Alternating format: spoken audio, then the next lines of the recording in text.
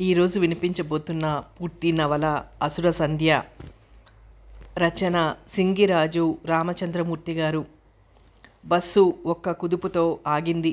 Seat వెనక తలానించి నిద్రమత్తుతో కునికిపాట్లు పడుతున్న రాజారావు కళ్ళు విప్పి చూశాడు.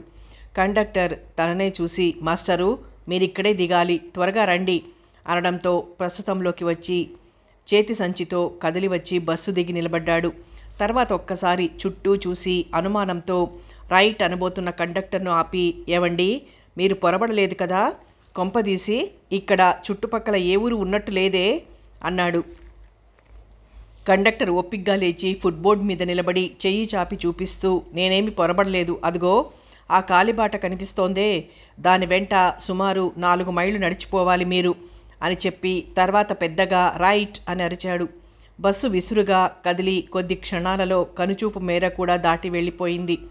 రాజారావు అలాగే కొన్ని క్షణాలు నిలబడిపోయాడు. అతనికి ఏమీ పాలుపోలేదు. ఒక్కసారి తన ఎడమవైపు దృష్టి సారించాడు. నిద్రమత్తు వదిలిన తన కళ్ళకిప్పుడు పలుచని వెన్నెలలో పరిసరాలన్నీ స్పష్టంగా కనిపిస్తున్నాయి. అటువైపు అన్ని సరివి తోటలు దట్టంగా ఏపుగా పెరుగున్నాయి. నల్లని కాగితం మీద మరింత నల్లని సిర ఒలకబోసినట్లున్నదా వైపంతా. తనకు కొద్ది గజాల దూరంలో పెద్ద చింత చెట్టు ఒకటి విసురు గాలికి తల ఊపుతూ బ్రహ్మరాక్షసిలా నిలబడి ఉంది. ఆ చిక్కని కొమ్మలలో కలగుండు పడి విసురు గాలి చేస్తున్న శబ్దం ఏ సుదూర తీరాల నుంచో, ఏ భిన్న ప్రపంచం నుంచో వినవస్తున్న అవ్యక్త ఆక్రందనలా వినిపించి గుండెలు జల్లుమనిపిస్తున్నది. ఆ వైపున ఆకాశంలో నక్షత్రాలు కూడా లేవు. ఒక్క నక్షత్రం మాత్రం ఒంటరిగా మబ్బు తెరలలో మినుకుమినుకుమని మెరుస్తోంది. ఆ ఒంటరి నక్షత్రం ఎర్రగా రక్తకాంతులతో ప్రకాశించడం గమనించి రాజారావు భయంతో చూపులు తప్పించాడు. అతడు సిగరెట్ కాల్చుకుందామని సంచి నేల మీద ఉంచి జేబులో చేయి పెట్టాడు.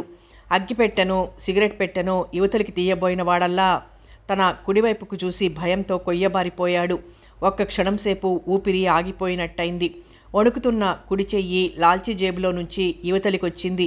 అతడొక్క క్షణం ఆగి గుండె దిటవు చేసుకొని మళ్ళీ అటు చూశాడు. ఆ పక్క కొన్ని గజాల దూరంలో ఎవరో మనిషి రోడ్డు పక్కనే కూర్చుని ఉన్నాడు. తెల్లటి గుడ్డనొకదాన్ని చుట్టూ కప్పుకొని కూర్చున్నట్టున్నాడు. కొంపదీసి అదేమైనా భూతమో దయ్యమో కాదు కదా అనిపించింది రాజారావుకు. తర్వాత ధైర్యం తెచ్చుకొని అటువైపు కొన్ని అడుగులు వేశాడు. అసలు విషయం గమనించిన తర్వాత అతనికి పెద్దగా నవ్వొచ్చింది. తాను మరో మనిషిగా భూతంగా భావించింది ఆ మైలురాయినని తెలిసిన తర్వాత అతనికి నవ్వు పొంగి పొర్లి వచ్చింది. పెద్దగా, మరింత పెద్దగా ఆ నీరవ నిశీదిలో రోడ్డు పక్కన నిలబడి తనకు తానే నవ్వుకున్నాడు. కొద్ది క్షణాల తరువాత సిగరెట్టు యువతలికి తీసి అగ్గిపుల్ల వెలిగించి ఆ వెలుగులో చేతి గడియారం చూశాడు. 9 గంటలైంది. ఈ పాటికి తానుంటున్న పట్నంలో అయితే ఎంత హడావిడి! ఇక్కడ వలె ఇంత భయంకరంగా ఎప్పుడూ ఉండదక్కడ. అయినా తన తెలివి తక్కువ కాకపోతే ఈ సమయంలో ఈ ప్రయాణం ఏమిటి? పొద్దు వాటారే లోపులాగానే ఈ ఊరు చేరుకునే విధంగా బయలుదేరొచ్చుంటే ఎంతో బాగుండిపోయేది. అయినా ఇప్పుడిక ఏమనుకొని మాత్రం లాభమేమిటి? అతడు మైలురాయి మీద కూర్చుని కాలూపుతూ సిగరెట్ పీలుస్తూ కాలిబాట వంక చూశాడు. అది లేత వెన్నెల్లో స్పష్టంగా కనిపిస్తోంది. పెద్ద తాచుపాముల మెలికలు తిరిగి సరివి తోటల మధ్య సాగిపోతున్నది. ఆ బాట వెంట తానిప్పుడు 4 మైళ్ళ దూరం నడిచి వెళ్లాలని అనుకుంటేనే బాధగా ఉంది. ఎందుకొచ్చిన ప్రయాణంరా భగవంతుడా అనిపిస్తోంది. ఆ దోవకటు ఇటు చిన్న చిన్న పొదలు చెట్లు ఉన్నాయి. ఏ పొదలో నుంచి ఏ పామొచ్చి కాటు వేసినా తన పని ఆఖరే. అయ్యో అని దిక్కు కూడా లేకుండా అన్యాయంగా చావాలి. తెల్లవారిన తర్వాత ఎవరైనా చూస్తే దిక్కులేని శవమని దయతలిచి 4 కట్టెపుల్లలు పేర్చి ఇక్కడ వాటిని కొననక్కర్లేదుగా తగలేస్తారు. ఎవరు చూడకపోతే అదీ లేదు, రాబందులు పీక్కు తింటాయి. రాజారావుకు తన ఆలోచనల సరళి నవ్వు తెప్పించింది. ఛే, ఏమిటి పాడాలోచనలు అనుకుని మైలురాయి దిగి నిలబడి సంచి చేతిలోకి తీసుకొని కాలిబాట వెంట నడవడం ప్రారంభించాడు. ఎక్కడో ఏదో పక్షి అరుస్తున్నది. చల్లని గాలి విసురుగా వీస్తున్నది. కీచురాళ్ల శబ్దం నిర్విరామంగా కర్ణ కఠోరంగా వినిపిస్తున్నది. ఆకాశం మేఘావృతమై నిండు కుండలా ఉంది.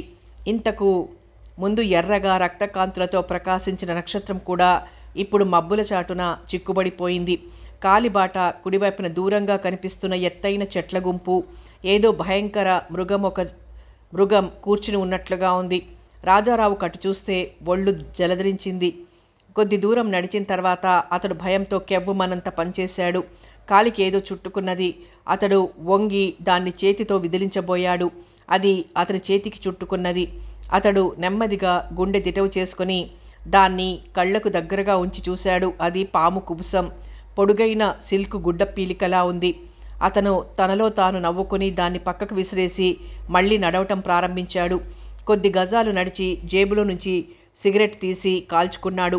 ఆ వెలుతురులో చూస్తే పై ట్రేడ్ మార్క్ కాగితం చింపివేయబడిన ఆ అగ్గిపెట్టెలో మరి 2 పుల్లలు మాత్రమే ఉన్నాయి.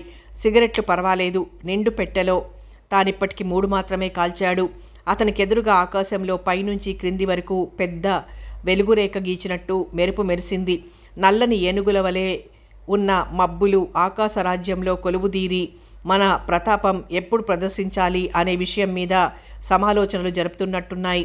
చల్లని గాలి ముందు నుంచే తన ప్రయత్నం ప్రారంభించి కత్తిలాగా చురుకుగా వేగంగా వీస్తున్నది. రాజారావు మనస్సులో ఇప్పుడు అవేమీ లేవు. అతడు యంత్రవత్తుగా కాలిబాట వెంట నడిచిపోతున్నాడు. ఆ నడక ఇప్పుడంత బాధగా లేదు. బయట చలిగాలి కత్తిలాగా తన ప్రతాపం చూపుతూ వీస్తున్నప్పటికీ అతని మనసులో వెచ్చగా ఉంది. అందుకు కారణం వరలక్ష్మి. ఆ పిల్ల ఇప్పుడు అతని మనసులో బంగారు బొమ్మలా మెదులుతున్నది. ఇంతవరకు జరిగిపోయిందేదో జరిగిపోయింది. కానీ ఇక అలా వీలు లేదు. వరలక్ష్మి తనది కావాలి. ఎప్పుడో ఏదో సందర్భంలో తన తల్లి వర్ణించి చెప్పిన వరలక్ష్మి రూపు తన మనసులో హత్తుకుపోయింది. ఆమె దివ్య సుందరి వలె వెలుగులు చిమ్ముతూ తన మనసులో అత్యంత మనోహరంగా నిలబడి ఉండగా బయట ప్రపంచంలోని క్షుద్రమైన చలిగాలి ఓడిపోక ఏం చేస్తుంది? రాజారావు గర్వంగా ఊపిరి పీల్చాడు. వరలక్ష్మి తనది అనే భావం అతనికి ఎంతో సంతృప్తి కలిగించింది. అతని నడక వేగం హెచ్చించి హుషారుగా ఈలవేస్తూ త్వరగా నడవసాగాడు. అతడు అగ్గిపుల వెలుతురులో చేతి గడియారం చూసుకుని 10:30 అంటే 4 మైళ్ళు గంటన్నరలో నడిచాడన్నమాట అనుకున్నాడు. అతడిప్పుడు ఊరు చేరుకుని దేవాలయం ముందు నిలబడున్నాడు. అంత చీకటిలోనూ దేవాలయం గోడ మీద ఉన్న ఎరుపు తెలుపు చారలు కనిపిస్తూనే ఉన్నాయి. లోపల నుంచి ఎవరిదో దగ్గు వినిపిస్తోంది. రాజారావు ముందుకు అడుగు వేయబోయిన వాడల్లా చివాలున ఆగిపోయాడు. అతని ముంజేతి మీద పెద్ద వర్షపు చినుకు ఒకటి పడింది. మరికొద్ది క్షణాలలోనే తననెవరో తరుముకుని వచ్చినట్టు హఠాత్తుగా పరమ భీకరంగా వర్షం పడటం ప్రారంభించింది. అతడు తటాలున గుడి లోపలికి పరిగెత్తి మంటపంలో తలదాచుకున్నాడు. అయినా ఈ కొద్ది గజాలు పరిగెత్తి వచ్చే లోపలే వర్షం అతన్ని తడిపివేసింది. ఆ కాసేపటిలోనే కంకర రాళ్లతో కొట్టినట్లయింది. అతడు మంటపంలో నిశ్చలంగా నిలబడి పైనుంచి పడుతున్న వర్షపు ధారల వంక చూస్తూ ఉండిపోయాడు. మంటపంలో ఉన్న చిన్న దీపపు ప్రమిద వెలువరిస్తున్న సుందరమైన కాంతిలో కింద కొంతమేర కనిపిస్తోంది. కొద్ది నిమిషాల వానకే మంటపం నేల ముందు నీళ్లు నిలిచాయి. ఇంకా వర్షం దారుణంగా చప్పుడు చేస్తూ కుండపోతగా కురుస్తూనే ఉంది. ఇప్పట్లో అది తగ్గే సూచనలేవీ కనిపించటం లేదు. రాజారావు స్తంభానికి ఆనుకుని కూర్చున్నాడు. అతనికి నిద్ర రావటం లేదు. నిజానికి పరాయి చోట్ల అతనికి ప్రాణాంతకంగా ఉంటుంది. అసలే కొత్త ఊరు, అర్ధరాత్రి వేళ, కటిక చీకటి, పైనుంచి దారుణమైన వాన. ఇన్నింటితో అతని మనసు కకావికలమైంది. ఒకవేళ వర్షం తగ్గినా తనకు తన వారి ఇల్లు తెలియదు. ఎవరినైనా వాకబు చేసి కనుక్కొని వెళ్ళాలి. ఈ అర్ధరాత్రి వేళ తనకు ఎవరు సహాయం చేయగలరు? ఇంతకు ముందు ఈ దేవాలయం లోపలి నుంచి ఎవరిదో దగ్గు వినిపించింది. ఇప్పుడు ఇక్కడెవ్వరూ లేరు. అదేమి చిత్రమో. రాజారావు జేబులో నుంచి సిగరెట్ పెట్టి తీశాడు. చివరి సిగరెట్టు ఒక్కటి మాత్రమే మిగిలింది. మిగిలినవన్నీ అయిపోయాయి. అగ్గిపెట్టే లేదు. అది దోబలోనే అయిపోయింది. అతడు చింతతో ఒక్క క్షణం అలాగే కూర్చున్నాడు. తర్వాత అతడి దృష్టి గూటిలో వెలుగుతున్న ప్రమిద మీద పడింది. విసురు గాలికి ఆపసోపాలు పడుతూ మందంగా వెలుగుతున్నదది. బహుశా కొంతసేపటికి ఆరిపోతుందేమో. అతడు చుట్టూ చూశాడు. ఎవ్వరూ లేరు. ఏ అలికిడి లేదు. ఒక్క క్షణం ఆగి నెమ్మదిగా లేచి గూటి దగ్గరికి వెళ్ళి సిగరెట్ ముట్టించుకోబోయాడు. కానీ అంతలోనే అది అతన్ని హతాశుణ్ణి చేసి ఒక విసురుగాలి అలకు లొంగి ఆరిపోయింది. అతడు ఉస్సూరని నిట్టూరుస్తూ వెనుదిరిగి ఆగిపోయాడు. తానింతకు పూర్వం కూర్చున్న స్తంభానికి ఎదురుగా ఇప్పుడెవరో కూర్చునున్నారు. అతడు ముందుకు అడుగు వేస్తూనే ఎవరది అన్నాడు. అటువైపు నుంచి కూడా అదే సమయంలో అదే ప్రశ్న వచ్చింది. ఆ మనిషి మోకాళ్ళ చుట్టూ గుడ్డ కప్పుకొని కూర్చుని ఉన్నాడు. రాజారావు ముందుకొచ్చి తన సంచి పక్కన కూర్చొని, నేను ఈ ఊరికి కొత్తవాణ్ణి, ఇంతకు మునుపెన్నప్పుడు ఇక్కడికి రాలేదు అన్నాడు. అవతలి వ్యక్తి ఓహో అని మాత్రం అని ఊరుకున్నాడు. ఇంకేమీ మాట్లాడలేదు. రాజారావుకు అతడిప్పుడు మరింత స్పష్టంగా కనిపిస్తున్నాడు. అతడు ముదుసలి 60 ఏళ్ల వయసుండవచ్చు. అయినా దృఢకాయుడు, గడ్డము మీసాలు బాగా పెరిగి ఉన్నాయి. అతని కన్నులు చాలా చురుకుగా చూసే లక్షణం కలవి. అతడు ఒక్కసారి గడ్డం చేత్తో నిమురుకొని కప్పుకున్న గుడ్డను సరిగ్గా సర్దుకున్నాడు. తర్వాత కొద్దిసేపాగి అతడు ఎవరింటికి వెళ్ళాలి మీరు అని ప్రశ్నించాడు. అతని కంఠస్వరం చిత్రంగా ఉంది. తుప్పు పట్టిన ఇనుప గొలుసులను కదిలించినట్టుంది. రాజారావు ఆ ప్రశ్న విని సర్దుకుని కూర్చుంటూ, రాఘవయ్య గారని వైద్యుడున్నాడే, వారింటికి వెళ్ళాలి అన్నాడు. అది వింటూనే అవతలి వ్యక్తిలో విచిత్రమైన సంచలనం కనిపించింది. ఒక్క క్షణం ఆగి చిత్రమైన కంఠస్వరంతో, మీకు తెలియదా అని అడిగాడు. రాజారావుకు అర్థం కాలేదు. అర్థం కానట్లు చూసి, ఏమిటి తెలియడం అని అడిగాడు. ఆ వ్యక్తి మాట్లాడలేదు. రాజారావు వంక తీక్షణంగా చూస్తూ అలాగే కొద్ది క్షణాల సేపు నిశ్శబ్దంగా కూర్చున్నాడు. రాజారావు మళ్ళీ, ఏమిటి చెప్పరేం అని అడిగాడు. అది విని అవతలి వ్యక్తి నెమ్మదిగా గొణుగుతున్నట్టు, మీకు తెలియదు, ఆయన ఇటీవలే చచ్చిపోయారు అన్నాడు. రాజారావు ఆశ్చర్యంగా తలెత్తి, ఏమిటి, చచ్చిపోయాడా ఆయన? అతని గొంతు వణికింది. అవతలి వ్యక్తి ఒక్క క్షణం ఆగి, చచ్చిపోవడం కాదు, ఆయన్నెవరో చంపేశారు, దారుణంగా చంపేశారు అన్నాడు. రాజారావు మొహంలో విపరీతమైన ఆశ్చర్యం ప్రస్ఫుటమైంది. ఆ వ్యక్తి అతని ఆశ్చర్యం గమనించాడు. రాజారావు ఆందోళనతో కూడిన కంఠస్వరంతో, ఏమిటది, ఆయన్ని చంపేశారా? ఎవరు, ఎందుకు అని ప్రశ్నల వర్షం కురిపించాడు. ఆ వ్యక్తి గంభీరంగా, అవును, ఆయన్ను హత్య చేశారు, అది పరమ దారుణంగా చేశారు, మీకు తెలిసే ఉంటుంది. ఆయన ఈ ప్రాంతంలో ప్రసిద్ధి పొందిన వైద్యుడు. ఎక్కడెక్కడి నుంచో ఏవేవో మూలికలు సంపాదించి తెచ్చి వైద్యం చేస్తూ ఉండేవాడు. ఆ హస్తవాసి ఎటువంటిదో గాని, ఎటువంటి మొండి రోగమైనా ఆయన పేరు వినబడితే ఆమడు దూరం పారిపోయేది. ఆయన ఒక్కొక్కప్పుడు తనకు కావలసిన మూలికల కోసం చీకటి రాత్రులలో ఎంతెంతో దూరం, జనసంచారం లేని చోట్ల నడిచిపోయేవాడు. మొన్నను అలాగే వెళ్ళాడు. అలా వెళ్ళినవాడు తిరిగి రాలేదు. దానితో అందరికీ ఆదుర్దా కలిగి వెదికితే ఇక్కడికి 3 మైళ్ళ దూరంలో ఎవరు ఎన్నడూ వెళ్ళని ఒక చోట చచ్చిపడి ఉన్నాడు. ఎవరో ఆయన కొడవలితోనే ఆయన కంఠం తెగనరికి చంపేశారు. శవము, దాని పక్కన కొడవలి కనిపించాయి. ఆయన ప్రాణాలు వదిలేటప్పుడు చేతిలో పచ్చని కొమ్మలు కొన్నున్నాయి. ఆ చేతులు అలాగే బిగుసుకుపోయి ఉన్నాయి అని చెప్పాడు. రాజారావు అంతా విని మ్రాన్పడిపోయాడు. అది చూసి ఆ వ్యక్తి, నిజమే, ఎవరికైనా అటువంటి మంచి మనిషి పోయాడని విన్నప్పుడు బాధ కలుగుతుంది. అందున ఇది దారుణమైన హత్య కావడం మరింత విచిత్రం. ఇంతవరకు ఆ వ్యవహారం ఆనుపానులు ఏదీ లేదు. పోలీసులు వచ్చి పంచాయతీ జరిపి నమోదు చేసుకుని వెళ్ళారు. కానీ నాకు నమ్మకం లేదు ఆ హంతకుడు దొరుకుతాడని. నాకే కోసానా ఆశ లేదు. ఎందుకంటే హత్య జరిగిన చోట కానీ ఆ ప్రాంతాలలో కానీ ఏ విధమైన గుర్తులు లేవు అన్నాడు. బయట వర్షం తగ్గలేదు సరికదా, మరింత విజృంభించింది. కొద్ది క్షణాల సేపు ఆ ఇద్దరి మధ్య నిశ్శబ్దం రాజ్యం చేసింది. చివరికి రాజారావు నూతిలో నుంచి మాట్లాడుతున్నట్లు, అయితే ఆ దారుణం ఎవరు చేసుంటారో ఊహించలేమా అన్నాడు. ఆ వ్యక్తి అంటే అని అడిగాడు. రాజారావు అంటే ఏం లేదు, ఎవరైనా ఆయన మీద పగ తీర్చుకునేందుకనో, లేకపోతే ఆయనను చంపినందువల్ల ఏదైనా లాభం కలిగితేనో అటువంటి పని చేసుంటారు. ఇప్పుడు అలా అనుమానించదగిన వారెవరూ లేరా అని అడిగాడు. ఆ వ్యక్తి కొద్దిసేపు ఆగి మందహాసం చేశాడు. అవును, అటువంటి అనుమానం రావడం సహజమే, కానీ ఇక్కడ అందుకు అట్టే ఆస్కారం లేదు. ఆయన మీద పగబట్టిన వారెవరూ లేరు. కాకపోతే పడని వాళ్ళుండటం జరిగిండొచ్చు. మనలో ఎవరు అజాత శత్రువులు కారు కదా. ఆయనకు మనలాగే హితులు పడనివారు ఉన్నారు. అయితే ఇంత దారుణంగా పగ తీర్చుకోవాల్సిన అవసరం ఆయన పరమ విరోధులకు కూడా ఉండదని నా ఉద్దేశం. ఉదాహరణకు ఈ ఊరి మునసబు గారున్నారు. ఒకప్పుడు ఇద్దరు అతి సన్నిహితులు. అయినా సంవత్సరం క్రిందట వారిద్దరికీ చెడింది. మాట పెరిగింది. ఒకరితో ఒకరు మాట్లాడుకోవడం మానేశారు.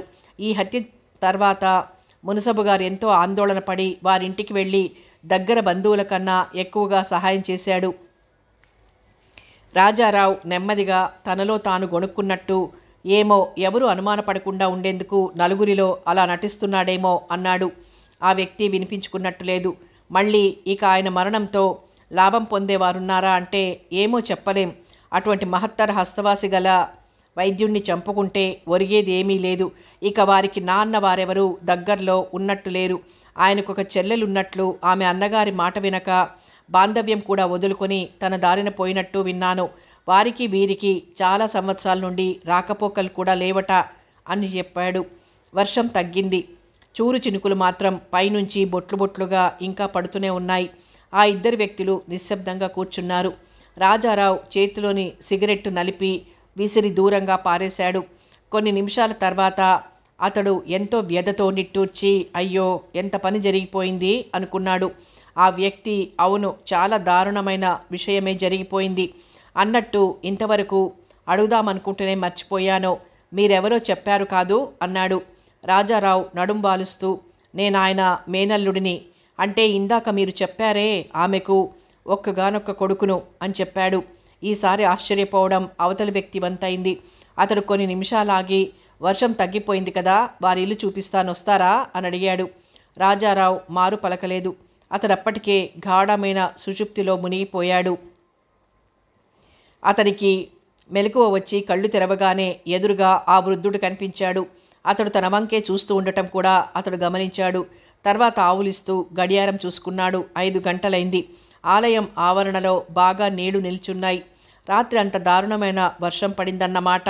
పక్షులన్నీ రెక్కలు తపతపా కొట్టుకుంటూ హడావిడిగా ఆహార సంపాదనలో బయలుదేరిపోతున్నాయి. రాజారావు సంచి చేతిలోకి తీసుకుని వృద్ధుడి వంక చూశాడు. అతడు లేచి వస్తారా వారిల్లు చూపిస్తాను అన్నాడు. రాజారావు మెట్లు దిగుతూ జాలీగా నేను గంపెడాసతో ఇక్కడికి బయలుదేరొచ్చాను. మామయ్యను చూసి గతమంతా మర్చిపోమ్మని ఎన్నెన్నో చెప్పాలనుకున్నాను. నిజానికి మా మధ్య పాత మనస్పర్ధలకు కారణమైన మా అమ్మ ఎలాగూ పోనే పోయింది. ఇక అనవసరమైన పట్టుదలలు భేషజాలు ఎందుకు? జరిగిపోయిందేదో జరిగిపోయిందని ప్రాధేయపడదామనుకున్నాను. మామయ్యను నేనెప్పుడూ చూడకపోయినా మా అమ్మ అప్పుడప్పుడు చెప్పిన దాన్ని బట్టి ఆయన ఆమె విషయంలో పైకలా కఠినంగా ఇష్టం లేనట్టు ఉండేవాడే తప్ప లోపల మా పట్ల ప్రేమాభిమానాలతో ఉండేవాడని కూడా నాకు తోచింది. అందువల్లనే ఇప్పుడు ఆయనను చూడకపోయినా ఈ ఊరెప్పుడు రాకపోయినా నాకు ఆయన పట్ల అభిమానం ఉండేది. సరే ఇక ఎలాగూ దాటిపోయాడు. అత్తయ్యను వరలక్ష్మిని అయినా చూసి పలకరించి ఈ దీనావస్థలో వారిని ఆదుకోకపోతే ఎలా అన్నాడు. చల్లని గాలి విసురుగా వీస్తున్నది. సూర్యబింబం ఉదయిస్తున్నది. ఎర్రని ఉల్లిపొర వంటి వస్త్రం మడతలలో దాచి ఉంచబడిన పెద్ద వజ్రం వలె సూర్యబింబం మేఘ సమూహంలో ఉదయిస్తోంది. పలుచని కాంతులు ప్రాగ్దిశనంతటినీ ఎర్రగా స్ఫురింపచేస్తున్నాయి. గత రాత్రి దారుణ వర్షానికి తడిసి పాడైపోయిన తమ గూళ్లలోనే ఉండి శకుంత సంతానం రొద చేస్తోంది. వీధి మలుపులో ఒక వ్యక్తి ఎదురై వారిద్దరినీ యగాదిగా చూశాడు. రాజారావు వెంట ఉన్న వృద్ధుడు ఆ వ్యక్తికి నమస్కరించాడు. ఆయన ఆజానుబాహువు. చేతిలో కర్ర ఉంది. కళ్ళల్లో ఎర్రని జీరలు మనిషిలోని కాఠిన్యాన్ని చెప్పక చెబుతున్నాయి. ఆయన వృద్ధుణ్ణి కళ్ళతో పలకరించాడు. కళ్ళతోనే ప్రశ్నలు వేశాడు. వృద్ధుడు రాజారావును చూపించి రాఘవయ్య గారి మేనల్లుడు వీరు నిన్న రాత్రి ఆలయంలో వర్షంలో చిక్కుబడిపోయారు. ఇల్లు చూపించేందుకు తీసుకువెడుతున్నాను అన్నాడు. తర్వాత రాజారావు వంక తిరిగి అతను వీరు ఈ ఊరి మునసబు గారు అని పరిచయం చేశాడు. రాజారావు ఏమీ మాట్లాడలేదు. మునసబు ఒకసారి గొంతు సర్దుకొని మిమ్మల్ని గురించి మీ అమ్మగారిని గురించి రాఘవయ్య అప్పుడప్పుడు మాతో చెబుతూ ఉండేవాడు. పాత మనస్పర్ధలు ఇంకా ఎందుకు చక్కగా కలిసిమెలిసి ఉండరాదా అని నేను కొన్నిసార్లు అన్నాను కూడా. అయినా ఆయన కూడా మహా పట్టుదల మనిషి. మనసు అనుకోవాలే కానీ బ్రహ్మదేవుడు దిగొచ్చినా తన పట్టుదల మార్చుకునేవాడు కాదు. నిజానికి నాకు ఆయనకు ఇటీవల అట్టే స్నేహం లేదు. ఒక విషయంలో తగువ వచ్చి ఆయన నాతో పల్లెత్తి మాట్లాడకుండా భీష్మించుకుపోయాడు. అయితే అటువంటి మనుషులతో వ్యవహరించడం నాకు బాగా తెలుసనుకోండి. ఏది ఏమైనా ఆయన మంచి వైద్యుడు. అటువంటి వైద్యుడిని పోగొట్టుకొని ఊరు నష్టపడిందనే చెప్పాలి. అంతేకాకుండా అది భయంకరమైన హత్య కావడం వల్ల ఊళ్ళో అందరికీ హడలుగా ఉంది. రాత్రిళ్ళు బయటికి రావడానికి పొలం పనులకు పోవడానికి జనానికి భయంగా ఉంది. తోడు లేకుండా ఎవరూ ఎటు కదలటం లేదు అంటూ ఆగి అన్ని సంగతులు మిమ్మల్ని నిలబెట్టే మాట్లాడేశాను. రండి వారింటికి పోదాం. మిమ్మల్ని అక్కడ వదిలి నా పని మీద నేను పోతానంటూ వెనుదిరిగాడు. రాజారావు పరిశీలనగా చూశాడు. మునసబు తొణుకు బెణుకు లేకుండా మాట్లాడగల మనిషి అని అనిపించింది. అతడు నిట్టూర్చాడు. వారు ఒక ఇంటి ముందు ఆగారు. అది ఒక పెద్ద పెంకుటిల్లు. వాకిట్లో ఆవరణ ఉంది. ఒకవైపు చుట్టూ పాక ఒకటి ఉంది. మునసబు ఒక్క క్షణం ఉండండి, నేను వెళ్ళి ముందు చెప్పొస్తాను అని వీరిద్దరిని ఆవరణలో నిలబెట్టి సుభద్రమ్మ అని పిలుస్తూ లోపలికి వెళ్ళాడు. రాజారావు చిత్రమైన అనుభూతిని పొందుతున్నాడు. ఎన్నో ఏళ్ల తర్వాత రక్త సంబంధికులను కలుసుకుంటున్న ఆనందం అతనిలో కలిగింది. సుభద్రమ్మకి దుఃఖం పెళ్ళుబికి వస్తోంది. నోటికి చీరచెంగు అడ్డు పెట్టుకొని ఏడుస్తోంది. రాజారావు గుమ్మం దగ్గర మౌనంగా నిలబడున్నాడు. అతనికి ఇప్పుడేమీ తోచడం లేదు. ఎన్నో ఆశల్ని గుండెల్లో దాచుకుని ఈ ఊరొచ్చాడు. ఇక్కడ ఈ పరిస్థితిని గమనించడంతో అతని మనసంతా చెదిరిపోయింది. అతని వయస్సు, అనుభవాల్లో ఇలాంటి సన్నివేశాలు రెండు చోటు చేసుకున్నాయి. అమ్మ పోయిన నాడు దిగ్భ్రాంతి చెందాడు. గొల్లున ఏడవలేకపోయినా దుఃఖానికి అతీతమైన భావన ఏదో అతన్ని ఆవరించిందన్నాడు. అమ్మ లేదు, తిరిగి రాదు. ఈ వెలితి తనని నిలువునా కూల్చివేసింది. పరిచయస్తుల సమక్షంలో అతని మతిపోయింది ఆనాడు. ఈనాడు అత్తయ్య స్థితి అతను ఊహించగలడు. కానీ ఓదార్చే నేర్పు తనకి లేదు, చేత కాదు. అతను తలొంచుకొని కాలిగోటితో నేలను రాస్తూ నించుండిపోయాడు. తాత, మునసబు ఇద్దరూ ఆ సమయానికి అక్కడ లేకపోతే రాజారావు ఇరకాటంలో పడిపోయి ఉండేవాడు. వాళ్ళిద్దరూ జీవితాన్ని బాగా ఆకళింపు చేసుకున్న వ్యక్తులు. ఇలాంటి దారుణాలు వాళ్ళ అనుభవంలో చాలా చూసి ఉన్నారు కాబట్టి సుభద్రమ్మను ఓదార్చగలిగారు. ఆవిడ కుదుటపడిన తర్వాత సెలవు పుచ్చుకొని వెళ్ళిపోయారు వాళ్ళిద్దరూ. రాజారావు బిక్కుబిక్కుమంటూ అవతలి గదిలోకి అడుగుపెట్టాడు. సంచి నేల మీద ఉంచి ఒళ్ళు విరుచుకున్నాడు. గోడ మీద ఉన్న పాతకాలపు ఫోటో అతన్ని ఆకర్షించింది.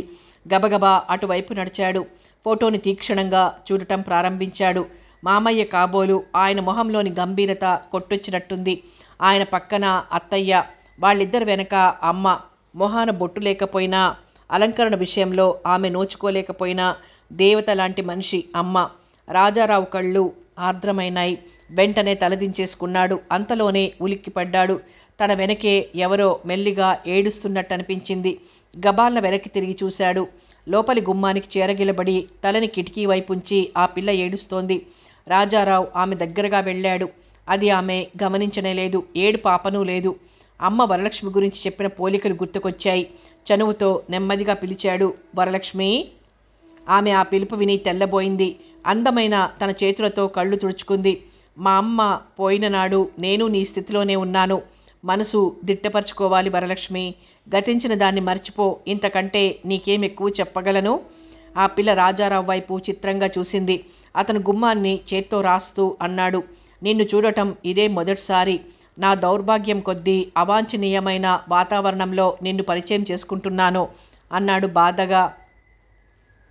నిజానికి నేను చాలా దురదృష్టవంతుణ్ణి వరలక్ష్మి, చాలా దురదృష్టవంతుణ్ణి. వరలక్ష్మి ఏమీ మాట్లాడలేదు. పుట్టిన ఏడాదిలోనే తండ్రిని పోగొట్టుకున్నాను. అయిన వాళ్ళందరినీ అమ్మ దూరం చేసుకున్నది. మేమిద్దరం చావలేక బ్రతికినట్టు బ్రతికేం వరలక్ష్మి. కానీ అమ్మకున్న ధైర్యం నన్ను మనిషిగా చేసింది. ఇప్పుడు ఆ అమ్మ లేదు. ఆవిడ గౌరవించిన మామయ్య లేడు. నా కలలు గాలి మేడలయ్యాయి. పోనీలే వరలక్ష్మి, అసలే దెబ్బతిన్న నీ మనసుని నా కథలు చెప్పి బాధ పెట్టడం ఇష్టం లేదు నాకు. అతను మళ్ళా గదిలోకి వచ్చాడు. ఎంత వద్దనుకుంటున్నా అతని చూపు మావయ్య వాళ్ళ ఫోటో మీదికి పోతూనే ఉంది. వరలక్ష్మి అక్కడి నుంచి కదిలి వెళ్ళిపోయినట్టు గమనించాడు రాజారావు. భారంగా నిట్టూర్చాడు. పాలేరు నీళ్లు తోడినట్టు చెప్పడంతో టవల్ తీసుకుని దొడ్లోకి వెళ్ళాడు. తల దువ్వుకుంటూ ఉండగా వరలక్ష్మి గదిలోకొచ్చింది. ఆ పిల్ల చేతిలో కాఫీ పొగలు కక్కుతోంది. దువ్వెన బల్ల మీదుంచి చేతులు టవల్తో తుడుచుకొని వరలక్ష్మి దగ్గరికి వెళ్ళాడు. కాఫీ కప్పు తీసుకుంటూ అన్నాడు, అలా కూర్చో వరం. ఆ పిల్ల ఆ పేరు వినడంతో ఉలిక్కి పడింది. రాజారావు మెల్లిగా నవ్వాడు. మా వివరాలు మీరు పట్టించుకోకపోయినా మిమ్మల్ని గురించి అమ్మ చాలా వాకప్ చేస్తుండేది. నీకు తెలియదు వరం అమ్మ మనసు. మామయ్య ఆమెను ఇంటి నుంచి గెంటివేసినా ఆయన మీద గౌరవం కానీ ఆత్మీయత కానీ అమ్మకి పిసరైనా తగ్గలేదు. పైపెచ్చు 24 గంటలు మావయ్యనే తలుస్తూ ఉండేది. ఆయన గుణగణాలను పొగుడుతుండేది. ఎందుచేతనంటావు అని అడిగాడు. ఆ పిల్ల పొందికగా కుర్చీలో కూర్చుని వింటోందే గాని నోరు విప్పి ఒక్క మాటైనా అనలేదు. నేల మీద చూపు నిలిపింది. రాజారావు కాఫీ తాగడం ఆపి మళ్ళా అడిగాడు. ఆ పిల్ల కుర్చీలో కదిలింది. చెప్పు వరం, అమ్మకి మావయ్య మీద అంత భక్తిభావం ఎందుకుండాలట? నాకు తెలీదు అన్నది బెరుగ్గా. కాదు, నీకెవరూ చెప్పలేదు కదూ. మా అమ్మ చేసింది తప్పే. మావయ్య రక్త సంబంధాన్ని తోసిపుచ్చి అమ్మ మెడపట్టి గెంటి ఆమె మొహం మీదే తలుపు మూసిన రాజారావు కంట వణికింది. అతనికి అమ్మ అనుభవించిన నిరాదరణ జ్ఞాపకం రావడంతో కళ్ళు చెమ్మగిల్లాయి. కాఫీ కప్పు కింద పెట్టి గోడవైపు తిరిగి కళ్ళొత్తుకున్నాడు. వరలక్ష్మికి అతని మీద జాలి కలిగింది. బావా, అప్రయత్నంగా అనేసింది. రాజారావు గొంతుకలో గుండె నిలిచినట్టయింది. అతనిప్పుడు ఆనందంలో నిలువునా మునిగిపోయాడు. తత్తరపాటుతో అన్నాడు, తెలుసు వరం, తెలుసు. ఈ పిలుపు చాలు, ఈ ఆదరణ చాలు. నేను మళ్ళా మనిషినవుతాను. 1000 ఏనుగుల బలం వస్తుంది నాకు. ఈ పిలుపు కోసమే ఇంత దూరం వచ్చాను. నువ్వలా హృదయపూర్వకంగా నన్ను బావా అని పిలిస్తే చాలు. నా నీడలు గుర్తుండవు. నా బాధలు గతానికి ఆహుతైపోతాయి వరం. అతనిలో కలిగిన ఈ మార్పుకి ఆ పిల్ల ఆశ్చర్యపోయింది. తర్వాత సిగ్గుపడింది. 4 ఏళ్ల క్రితం మీరు చిలకలపూడి తిరణాలకొచ్చారు. అక్కడ అమ్మ మిమ్మల్ని చూసిందట. మీరు ఆమెను పలకరించలేదు. పలకరించి అమ్మ అవమానం చెందింది. అయితేనేం, లక్ష్మీదేవి లాంటి నీ రూపం అమ్మని ఆకర్షించింది. అప్పట్నుంచి నీ గురించే ఎక్కువగా చెప్పేదమ్మ. వరం అప్సరస లాంటి పిల్ల నాయనా అని. ఆనాడు మా అమ్మని గుర్తుపట్టి చాటుగా వచ్చి ఆమె చేతిలో ప్రసాదం పెట్టావట నువ్వు. గుర్తుందా అడిగాడు. వరలక్ష్మి తలూపింది. అందుకే అన్నది, వెన్నలాంటి మనసట నీది. ప్రేమని దాచుకోలేక నిన్ను చేతుల్లోకి తీసుకుని హృదయానికి హత్తుకున్నదట. అప్పటి మా అమ్మ వాత్సల్యం కానీ ఆవిడ కళ్ళల్లో నిలిచిన నీటిని కానీ జ్ఞాపకం పెట్టుకున్నావా వరం? చెప్పు నాకు అన్నాడు బాధగా. ఆ మాటతో వరలక్ష్మి చలించిపోయింది. నిజం వరం, అమ్మ గుర్తుకొస్తే నేనెందుకో పసివాడనైపోతాను. పరిసరాలు మరిచి గట్టిగా ఏడవాలనిపిస్తుంది. దీన్ని హృదయ దౌర్బల్యమను పసితనమను ఏమైనాను. ఆమె నన్నొదిలి వెళ్ళినా ఆమె నాకు దూరం కాలేదు. కాదు, ఆమె స్మృతులు నన్ను విడిచిపెట్టవు వరలక్ష్మి. వరలక్ష్మికి ఏడుపు వచ్చేట్టుంది. అందుకే కాఫీ కప్పు తీసుకుని వెళ్ళబోయింది. ఆగువరం, నీ మనసు నొప్పిస్తే క్షమించి మరీ వెళ్ళు అన్నాడు రాజారావు. లేదు అనేసి గబగబా వెళ్ళిపోయింది వరలక్ష్మి. రాజారావు బట్టలు మార్చుకున్నాడు. చెప్పులు వేసుకుని బయటికి రాబోయాడు. అత్తయ్య కనిపించడంతో ఆగి ఆమె దగ్గరగా వెళ్ళి కూర్చున్నాడు. ఆవిడ ఇంతసేపటికి మాట్లాడింది కాదు, తనే కల్పించుకున్నాడు. మావయ్యకి ఊళ్ళో మంచి పేరున్నదని విన్నాను. ఆయనందరూ అభిమానించేవారని విన్నాను. అయినా దుర్మార్గులెవరో కడుపున పెట్టుకున్నారు. అందర్నీ ఆయన నమ్మేవారు, మనసు విప్పి మాట్లాడేవారు. చివరికి మా పాలిట రాక్షసులెవరో కొంప తీశారు బాబు అన్నదావిడ ఏడుస్తూ. రాజారావు మరేమీ మాట్లాడలేదు. దేవుడనే వాడుంటే ధర్మరాజు లాంటి మనిషిని పొట్టన పెట్టుకున్న దుర్మార్గులు సుఖపడలేరు. అతి నికృష్టమైన చావు చేస్తారు అన్నది కసిగా. ఒక్కటి అడుగుతాను, నిజం చెప్తావా అత్తయ్యా? ఆమె ఏమిటన్నట్లు చూసింది. ఆమె మొహంలో బాధ కనిపిస్తోంది. కళ్ళు ఎర్రబారి ఉన్నాయి. కన్నీటి చారులు స్పష్టంగా కనిపిస్తున్నాయి. ఆవిడ మూర్తిభవించిన శోకంలా ఉన్నది. రాజారావు తలంచుకొని అడిగాడు. సందర్భం తెలిసి కూడా ఇలాంటి ప్రశ్న అడగడం అన్యాయమే. కానీ మనసుండబట్టక అడుగుతున్నాను. అమ్మ బ్రతికుండగా నేను ఈ ఊరొచ్చి ఉంటే నన్ను మీలో ఒక్కడినిగా చేసుకోమని అడిగితే నువ్వు ఒప్పుకునే దానివేనా? తప్పు చేసింది అనుకుంటున్న అమ్మని క్షమించగలిగే దానివేనా? చెప్పత్తయ్యా. ఆమె తన మొహాన్ని అవతల వైపుకు తిప్పుకున్నది. మావయ్యని ఈ ప్రశ్న అడగటానికే నేను ఈ ఊరొస్తే మీ దృష్టిలో తప్పు చేసిన అమ్మ లేదు.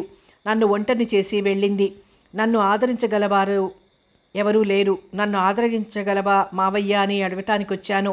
ఈ దారుణం విన్నాను. నిలువునా కూలిపోయాను. మీకు తెలీదు. అమ్మ నాకెన్నో చెప్పింది. నాలో మావయ్య మీద గౌరవ భావాన్ని పెంచిందే కానీ ఆయన పట్ల మరచిపోలేని కక్షని కానీ పగని కానీ నేర్పలేదు.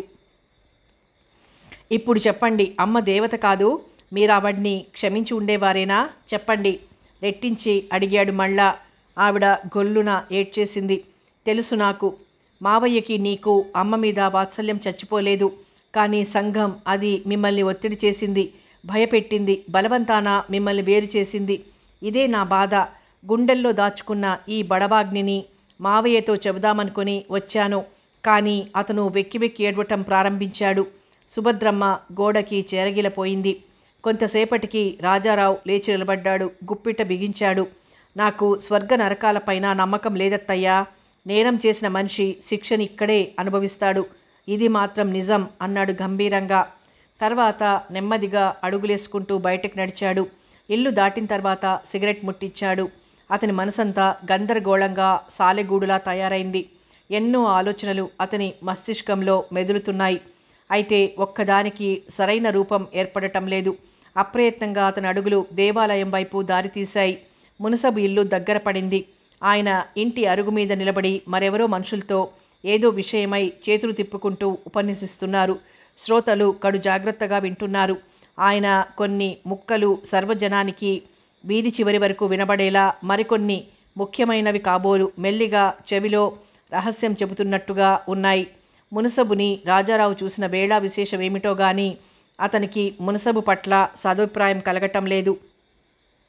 మావయ్యకి మునసబుకి ఆ మధ్య మాటల్లేవని తాత చెప్పాడు. అతని ఆకారానికి తోడు తాత అతని గురించి చెప్పిన ఆ విషయం తోడై మునసబంటే కొంత అయిష్టత కలిగించింది.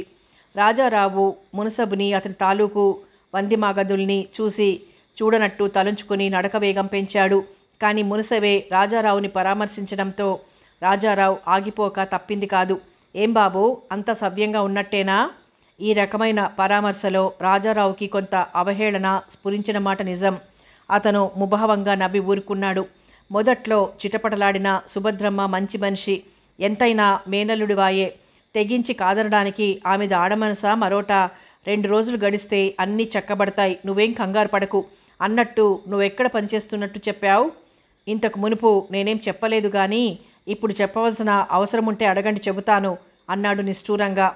మునసబు గలగలా నవ్వేశాడు. అసాధ్యుడివే, మరేమిటో అనుకున్నాను అన్నాడు మునసబు వచ్చే నవ్వుని ఆపుకుంటూ. కానీ మీ గురించి నేనింకా ఓ నిర్ణయానికి రాలేదింకా. మీ బోటి వాడికది బ్రహ్మ విద్యటయ్యా మళ్ళా నవ్వేస్తూ అన్నాడు. ఆలస్యమైన మంచి మాట అన్నారు. దీంతో మునసబు అభిమానం కొంచెం దెబ్బతిన్నట్టయింది. రాజారావు లాంటి బాగుడు పిట్టతో తను మాటలు పెంచుకోవడం, అందున అంతమంది ముందు మంచిది కాదనుకొని వరుస మార్చి అన్నాడు. ఈ కబుర్లకేమొచ్చేగాని వెళ్ళిరా, అవతల నువ్వేదో పని తొందరలో ఉన్నట్టున్నావు. వీలు చిక్కినప్పుడు మరో మాట కలుస్తాను, అప్పుడు తీరుబాటు చూసుకుని మాట్లాడుకోవచ్చు, సెలవు మరి అని చెప్పేసి కాలుతున్న సిగరెట్ని నేల మీద వేసి చెప్పుతో తొక్కి మరీ కదిలాడు రాజారావు. 10 అడుగులు వేసిన తర్వాత మునసబు పార్టీ తాలూకు నవ్వులు వినిపించాయి. కానీ వాటిని పట్టించుకోలేదు రాజారావు. ఆలయం వైపు వేగంగా నడవడం ప్రారంభించాడు. ఆలయం చేరుకునే వేళకి తాత మంటపం మీద కూర్చుని ఏదో పుస్తక పఠనంలో మునిగిపోయి ఉన్నాడు. రాజారావు రాకని కూడా గమనించలేదతను. రాజారావు చెప్పులు విడిచి మెల్లిగా వచ్చి తాత కాస్త దగ్గరలో కూర్చున్నాడు. అప్పటికి గాని పుస్తకం నుంచి చూపు మార్చలేదాయన. రాజారావుని చూసి పుస్తకం మూస్తూ గీత చదువుతున్నాను అన్నాడు. అవుతే మిమ్మల్ని కలుసుకోవటానికి ఇది వేళ కాదు కాబోలు అన్నాడు రాజారావు మెల్లిగా నవ్వుతూ. అది కాదు, ముక్తసరిగా జవాబిచ్చాడు తాత. రాజారావు సిగరెట్ ప్యాకెట్ తీసి సిగరెట్ ముట్టించుకొని నింపాదిగా పొగ వదులుతూ ఏదో చెప్పబోయాడు గాని మధ్యలో తాత గొంతు అడ్డుపడ్డది. ఆలయ ప్రాంగణంలో సిగరెట్టు నిషేధం కదా, కానీ నాకది వర్తించదు. అంత మాత్రం చేత దేవుడి మీద నాకు నిర్లక్ష్యమని చెప్పను. నేను సిగరెట్ కాలుస్తున్నది అలంకార నిమిత్తం కానే కాదసలు. దేవుడిని నిర్లక్ష్యం చేయకపోవడం అనేది వేరే విషయం. సిగరెట్లు కాల్చడం అనేది ఆరోగ్యానికి మంచిది కాదన్న ఉద్దేశంతో అతిగా కాల్చడం అనే జాడ్యానికి దేవుడి పేరు మీద, దయ్యం పేరు మీద మన పెద్దలు కొన్ని నిబంధనలు చేశారని నా ఉద్దేశం అన్నాడు తాత. సరి మీరిప్పుడు సిగరెట్లపైన ఉపన్యాసం ఇచ్చేలా ఉన్నారు. ఆ విషయాన్ని కొంచెం అవతలకు పెట్టి నన్ను రక్షించండి. ఇద్దరూ కలిసి గట్టిగా నవ్వేశారు. గమనించలేదు కానీ నీకు మాటలొచ్చు అన్నాడు తాత. సరిగ్గా ఇలాగే అన్నారు మునసబు. ఆయన తెలివైన మనిషి. నాకది తెలియదు కానీ మీ నుంచి తెలుసుకోవాలనుంది. నిజం చెప్తారా తాత? తాత రాజారావు వైపు ఏమిటన్నట్టు చూశాడు. రాజారావు సిగరెట్ని గట్టిగా పట్టుకొని ఒక దమ్ము పీల్చి అందంగా నుసిరాలుస్తూ అడిగాడు. మునసబు గారి గురించి నాకు చాలా వివరాలు కావాలి. ఏమిటో? మావయ్యకి ఆయనకి కొన్నాళ్ల క్రితం మాటల్లేవని చెప్పారు. అవును చెప్పాను. ఆ మనస్పర్ధలు దేని మూలంగా వచ్చాయో చెబితే సంతోషిస్తాను. దేనికైనా ప్రయోజనం ఉండాలి కదా నాయనా. రాజారావు తాత దగ్గరగా జరిగాడు. ఈ ఊళ్ళో అడుగుపెట్టిన మరుక్షణం ఇదే ఆలయంలో దేవుడులా మీరు కలిశారు. నేను వయసులో చిన్నవాడినే కావచ్చు, నా ఆలోచనలు మీకు నవ్వు కలిగించనివచ్చు, ఒప్పుకుంటాను. మునసబు గారికి మావయ్యకి మధ్య ఎలాంటి సంబంధం ఉన్నదో తెలుసుకోవడం మరొకప్పుడైతే నాలాంటి వాడికి నిష్ప్రయోజనము, అనవసరమే కావచ్చు. కానీ ఇక్కడ పరిస్థితి వేరు. మావయ్య హత్య చేయబడ్డారు. తాత ముసిముసిగా నవ్వడం ప్రారంభించాడు. అంత ఊహించలేని చవటను కాదు నాయనా. నువ్వన్నట్టు నీ ఆలోచన నీ పసితనాన్నే ఎత్తి చూపిస్తోంది. అంత చిన్న కారణాన్ని ఆధారంగా తీసుకొని మునసబు అనుమానితులు అంటే నేను ఒప్పుకోను. అసలు విషయం చెప్పడానికి మీకు అభ్యంతరం లేదుగా? లేదన్నట్టు తలూపాడు తాత. అయితే చెప్పండి. నన్ను కన్న కొడుకు తండ్రికి ఎప్పుడూ ప్రయోజకుడిలానే కనిపిస్తాడు. కాదని ఎదుటివాడు చెబితే అతని అభిమానం దెబ్బతింటుంది. సరిగ్గా ఇక్కడ అదే జరిగింది. మీ మామయ్య కూతుర్ని తన కోడలిగా చేసుకుంటానన్నాడు మునసబు. కానీ పిల్లనివ్వకపోగా ఆయన మొహం ముందే మీ మామయ్య వరుణ్ణి అవహేళన చేశాడు. స్పర్ధ రావడానికి ఇది చాలదు. అవుతే అంత మాత్రం చేతనే నువ్వు ఊహిస్తున్నది నిజమేనని ఒప్పుకోగలవా నువ్వు? నీకు వాళ్ళ స్పర్ధ ఒక్కటే తెలుసు, కానీ వాళ్ళ స్నేహం గురించి ఇప్పుడు నేనెంత చెప్పినా అర్థం చేసుకోలేవు. రాజారావు మరేమీ మాట్లాడలేదు. వాదించినా ప్రయోజనం లేదని మౌనం వహించాడు. ఆ విధంగా నీ ఊహాగానం ప్రారంభమైతే చాలా మంచిది. నువ్వు అనుమానించవలసి వస్తుంది మళ్ళా తాతే అన్నాడు. అవుతే మీరు మరికొంతమంది గురించి చెప్పాల్సి ఉంటుంది. తాత నవ్వాడు. భలే వాడివే. భయంకరమైన వర్షపు రాత్రి అందరికీ ఆశ్రయం ఇచ్చే పవిత్రమైన దేవాలయంలో పరిచయమై నా నెత్తిమీద ఇంత బాధ్యత పెట్టడం తగునా నీకు? నిజం తాత, ఈ ఊళ్ళో మీరే మంచి స్నేహితులు నాకు. మనిద్దరినీ ఈ దేవుడే స్నేహితుల్ని చేశాడు. ఆ మాత్రం అభిమానం చాలు. అయితే చెయ్యి కలపండి, నాతో సహకరించండి అని తాత చేతిని తన చేతిలోకి తీసుకున్నాడు. తాత ఇంకా నవ్వుతూనే ఉన్నాడు. రాజారావు లేచి నిలబడ్డాడు. ఊరంతా ఒక మాట చూడాలనుంది. మరో మాట మిమ్మల్ని తప్పకుండా కలుసుకుంటాను. తాత దగ్గర సెలవు తీసుకుని చెప్పులు తొడుక్కుని మంటపం దిగాడు. తాత వెనక నుంచి నవ్వుతూనే అడిగాడు, స్నేహితులమన్నావు, బాగానే ఉంది. నీ పేరు నాకింతవరకు తెలీదు. నా పేరు రామదాసు. రాజారావు సిగ్గుపడ్డాడు. తర్వాత చెప్పాడు, అమ్మ పెట్టిన పేరు రాజారావు, వాడుకలో రాజు. మీరెలా పిలిచినా అభ్యంతరం ఉండదు. ముఖస్థుతి కాదు గాని నువ్వు మాటకారివి రాజు, వెళ్ళిరా అన్నాడు తాత. ఆ రాత్రి భోజనాలైన తర్వాత అత్తయ్య దగ్గరికి వచ్చి కూర్చున్నాడు రాజారావు. ఆవిడను మునసబు గురించి అడిగాడు. ఆవిడ అతని వైపు చిత్రంగా చూసింది. ఎంత స్నేహితులైనా ఉద్రేకంలో తమని తామే మర్చిపోవడం సహజం. ప్రస్తుతానికి పిరికి మనిషైనా ఆ క్షణంలో అతి సాహసవంతమవుతాడు. పరిసరాలు గుర్తుండవు. తను చేస్తున్నది మహా దారుణమైన కార్యమని అనిపించదు. మునసబు గారు నాకు బాగా తెలుసు నాయనా. గట్టిగా అనకత్తయ్యా. నా అనుమానమేదో చెప్పానే గాని ఇదే వాస్తవమని వాదించడం లేదు. అయినా ఇలాంటి ఊళ్ళో ఇంకా ఉండటానికి భయంగా ఉంది నాకు. నేనెటూ వెళ్ళిపోవలసిన వాడినే. నా భయం మీ గురించే, కేవలం మీ గురించే అత్తయ్యా. సుభద్రమ్మలో కొంచెం తొట్రుపాటు కనిపించింది. మునసబే కాదు, వాళ్ళ అబ్బాయి గురించి కొంత తెలుసుకోవాలి. అతను పట్నంలో చదువుకుంటున్నాడు అన్నది. తలుపు దగ్గర నిలబడి అత్త అల్లుళ్ళ మాటలన్నీ ఆలకించిన వరలక్ష్మి. రాజారావు ఆమెను చూశాడు. అయితే ఇప్పటి వరకు నువ్వు ఇక్కడే ఉన్నావన్న మాట అన్నాడు రాజారావు. కాసేపటి వరకు ఎవరూ మాట్లాడలేదు. రాజారావు తన గదిలోకి వెళ్ళిపోతూ అన్నాడు, మన జాగ్రత్తలో మనం ఉండటం ఎంతైనా మంచిది. అతను మంచం మీద నడుం వాల్చాడే గాని నిద్ర పట్టడం లేదు. పక్క మీద దొర్లుతూ ఉదయం తను కలుసుకున్న వ్యక్తుల గురించి, ఆ ఊరి వాతావరణం గురించి ఆలోచించడం మొదలెట్టాడు. అతని బుర్ర వేడెక్కింది. పక్క మీద నుంచి లేచి తలుపుకి గడియ వేసి సిగరెట్ ముట్టించాడు. తాత సిగరెట్ మీద చేసిన వ్యాఖ్యానం హఠాత్తుగా గుర్తుకొచ్చింది. నవ్వుకున్నాడు. నిజమే, అతిగా సిగరెట్లు కాల్చామనేది జాడ్యమే. మారడం మాత్రం తన చాతనయ్యేది కాదు. తనెదురుగా ఉన్న పాతకాలపు ఫోటో కనిపించడంతో గట్టిగా కళ్ళు మూసుకున్నాడు. కొంతసేపటికి అతనికి తెలియకుండానే నిద్ర పట్టేసింది. జానకమ్మ తలంచుకొని నిలబడ్డది. రాఘవయ్య రౌద్ర రూపం దాల్చారు. ఆయన కళ్ళు ఎర్రబారినాయి. నువ్వు ముండమోసిన దానివని మర్చిపోయావు. జానకమ్మ ధైర్యంగా తలెత్తి చెప్పింది. నా చిన్నతనంలోనే పెళ్లి చేయడం నీ తప్పు. ఆ భ్రష్టుడు నిన్నుద్ధరిస్తాడనుకుంటున్నావేమిటి? ఒకనాడు నిన్ను నడి గంగలో ముంచేయగలడు. వాడి ఆదర్శాలు నమ్మి వంశగౌరవాన్ని మంటగలపకు. వాడు సంఘసేవకుడు కాదు, మాయల మారి. నీ పాలిట నా పాలిట యముడు. వాడు చిట్టి యముడు. ఆ మాటతో జానకమ్మకి రోషం పెళ్ళుబికి వచ్చింది. ఆయన దేవుడు, నాకు మరో లోకాన్ని ప్రసాదించిన మహానుభావుడు. అయితే వెళ్ళు, మళ్ళా నా గుమ్మం తొక్కకు. ఆ మహానుభావుడు నీ దేవుడితో ఊరేగు పో. వెళ్ళు, వెళ్ళమేం, వెళ్ళు. రాఘవయ్య హుంకరించి జానకమ్మ మెడపట్టి గెంటాడు. ఆ వెనుక తలుపు మూశాడు. అమ్మా, ఏడుపొచ్చింది రాజుకి. తలుపు దబదబ శబ్దమైంది. అతను నిద్రలేచాడు, కళ్ళు విప్పాడు. ఇది కళ, పాపిష్టి కళ. కల్లోనైనా తండ్రిని చూడ నోచుకొని దరిద్రుడు తను. మళ్ళా తలుపు శబ్దమైంది. లేచి తలుపు తీశాడు. గుమ్మంలో సుభద్రమ్మ, వరలక్ష్మి నుంచున్నారు. ఏం బాబు, పలవరించావా అడిగింది సుభద్రమ్మ. అమ్మ కల్లోకొచ్చింది అన్నాడు రాజారావు. సుభద్రమ్మకి అతని పైన జాలి కలిగింది. ఇంత అర్భకుడేం, నీది పిరిగి గుండె నాయనా, తలుపేసుకో. తల్లి కూతుళ్ళు ఇద్దరూ వెళ్ళిపోయారు. అతను దిగాలుగా వచ్చి మంచం మీద కూర్చున్నాడు. వాచి చూసుకున్నాడు. మిగతా కాలమంతా నిద్ర లేకుండానే గడిపాడు.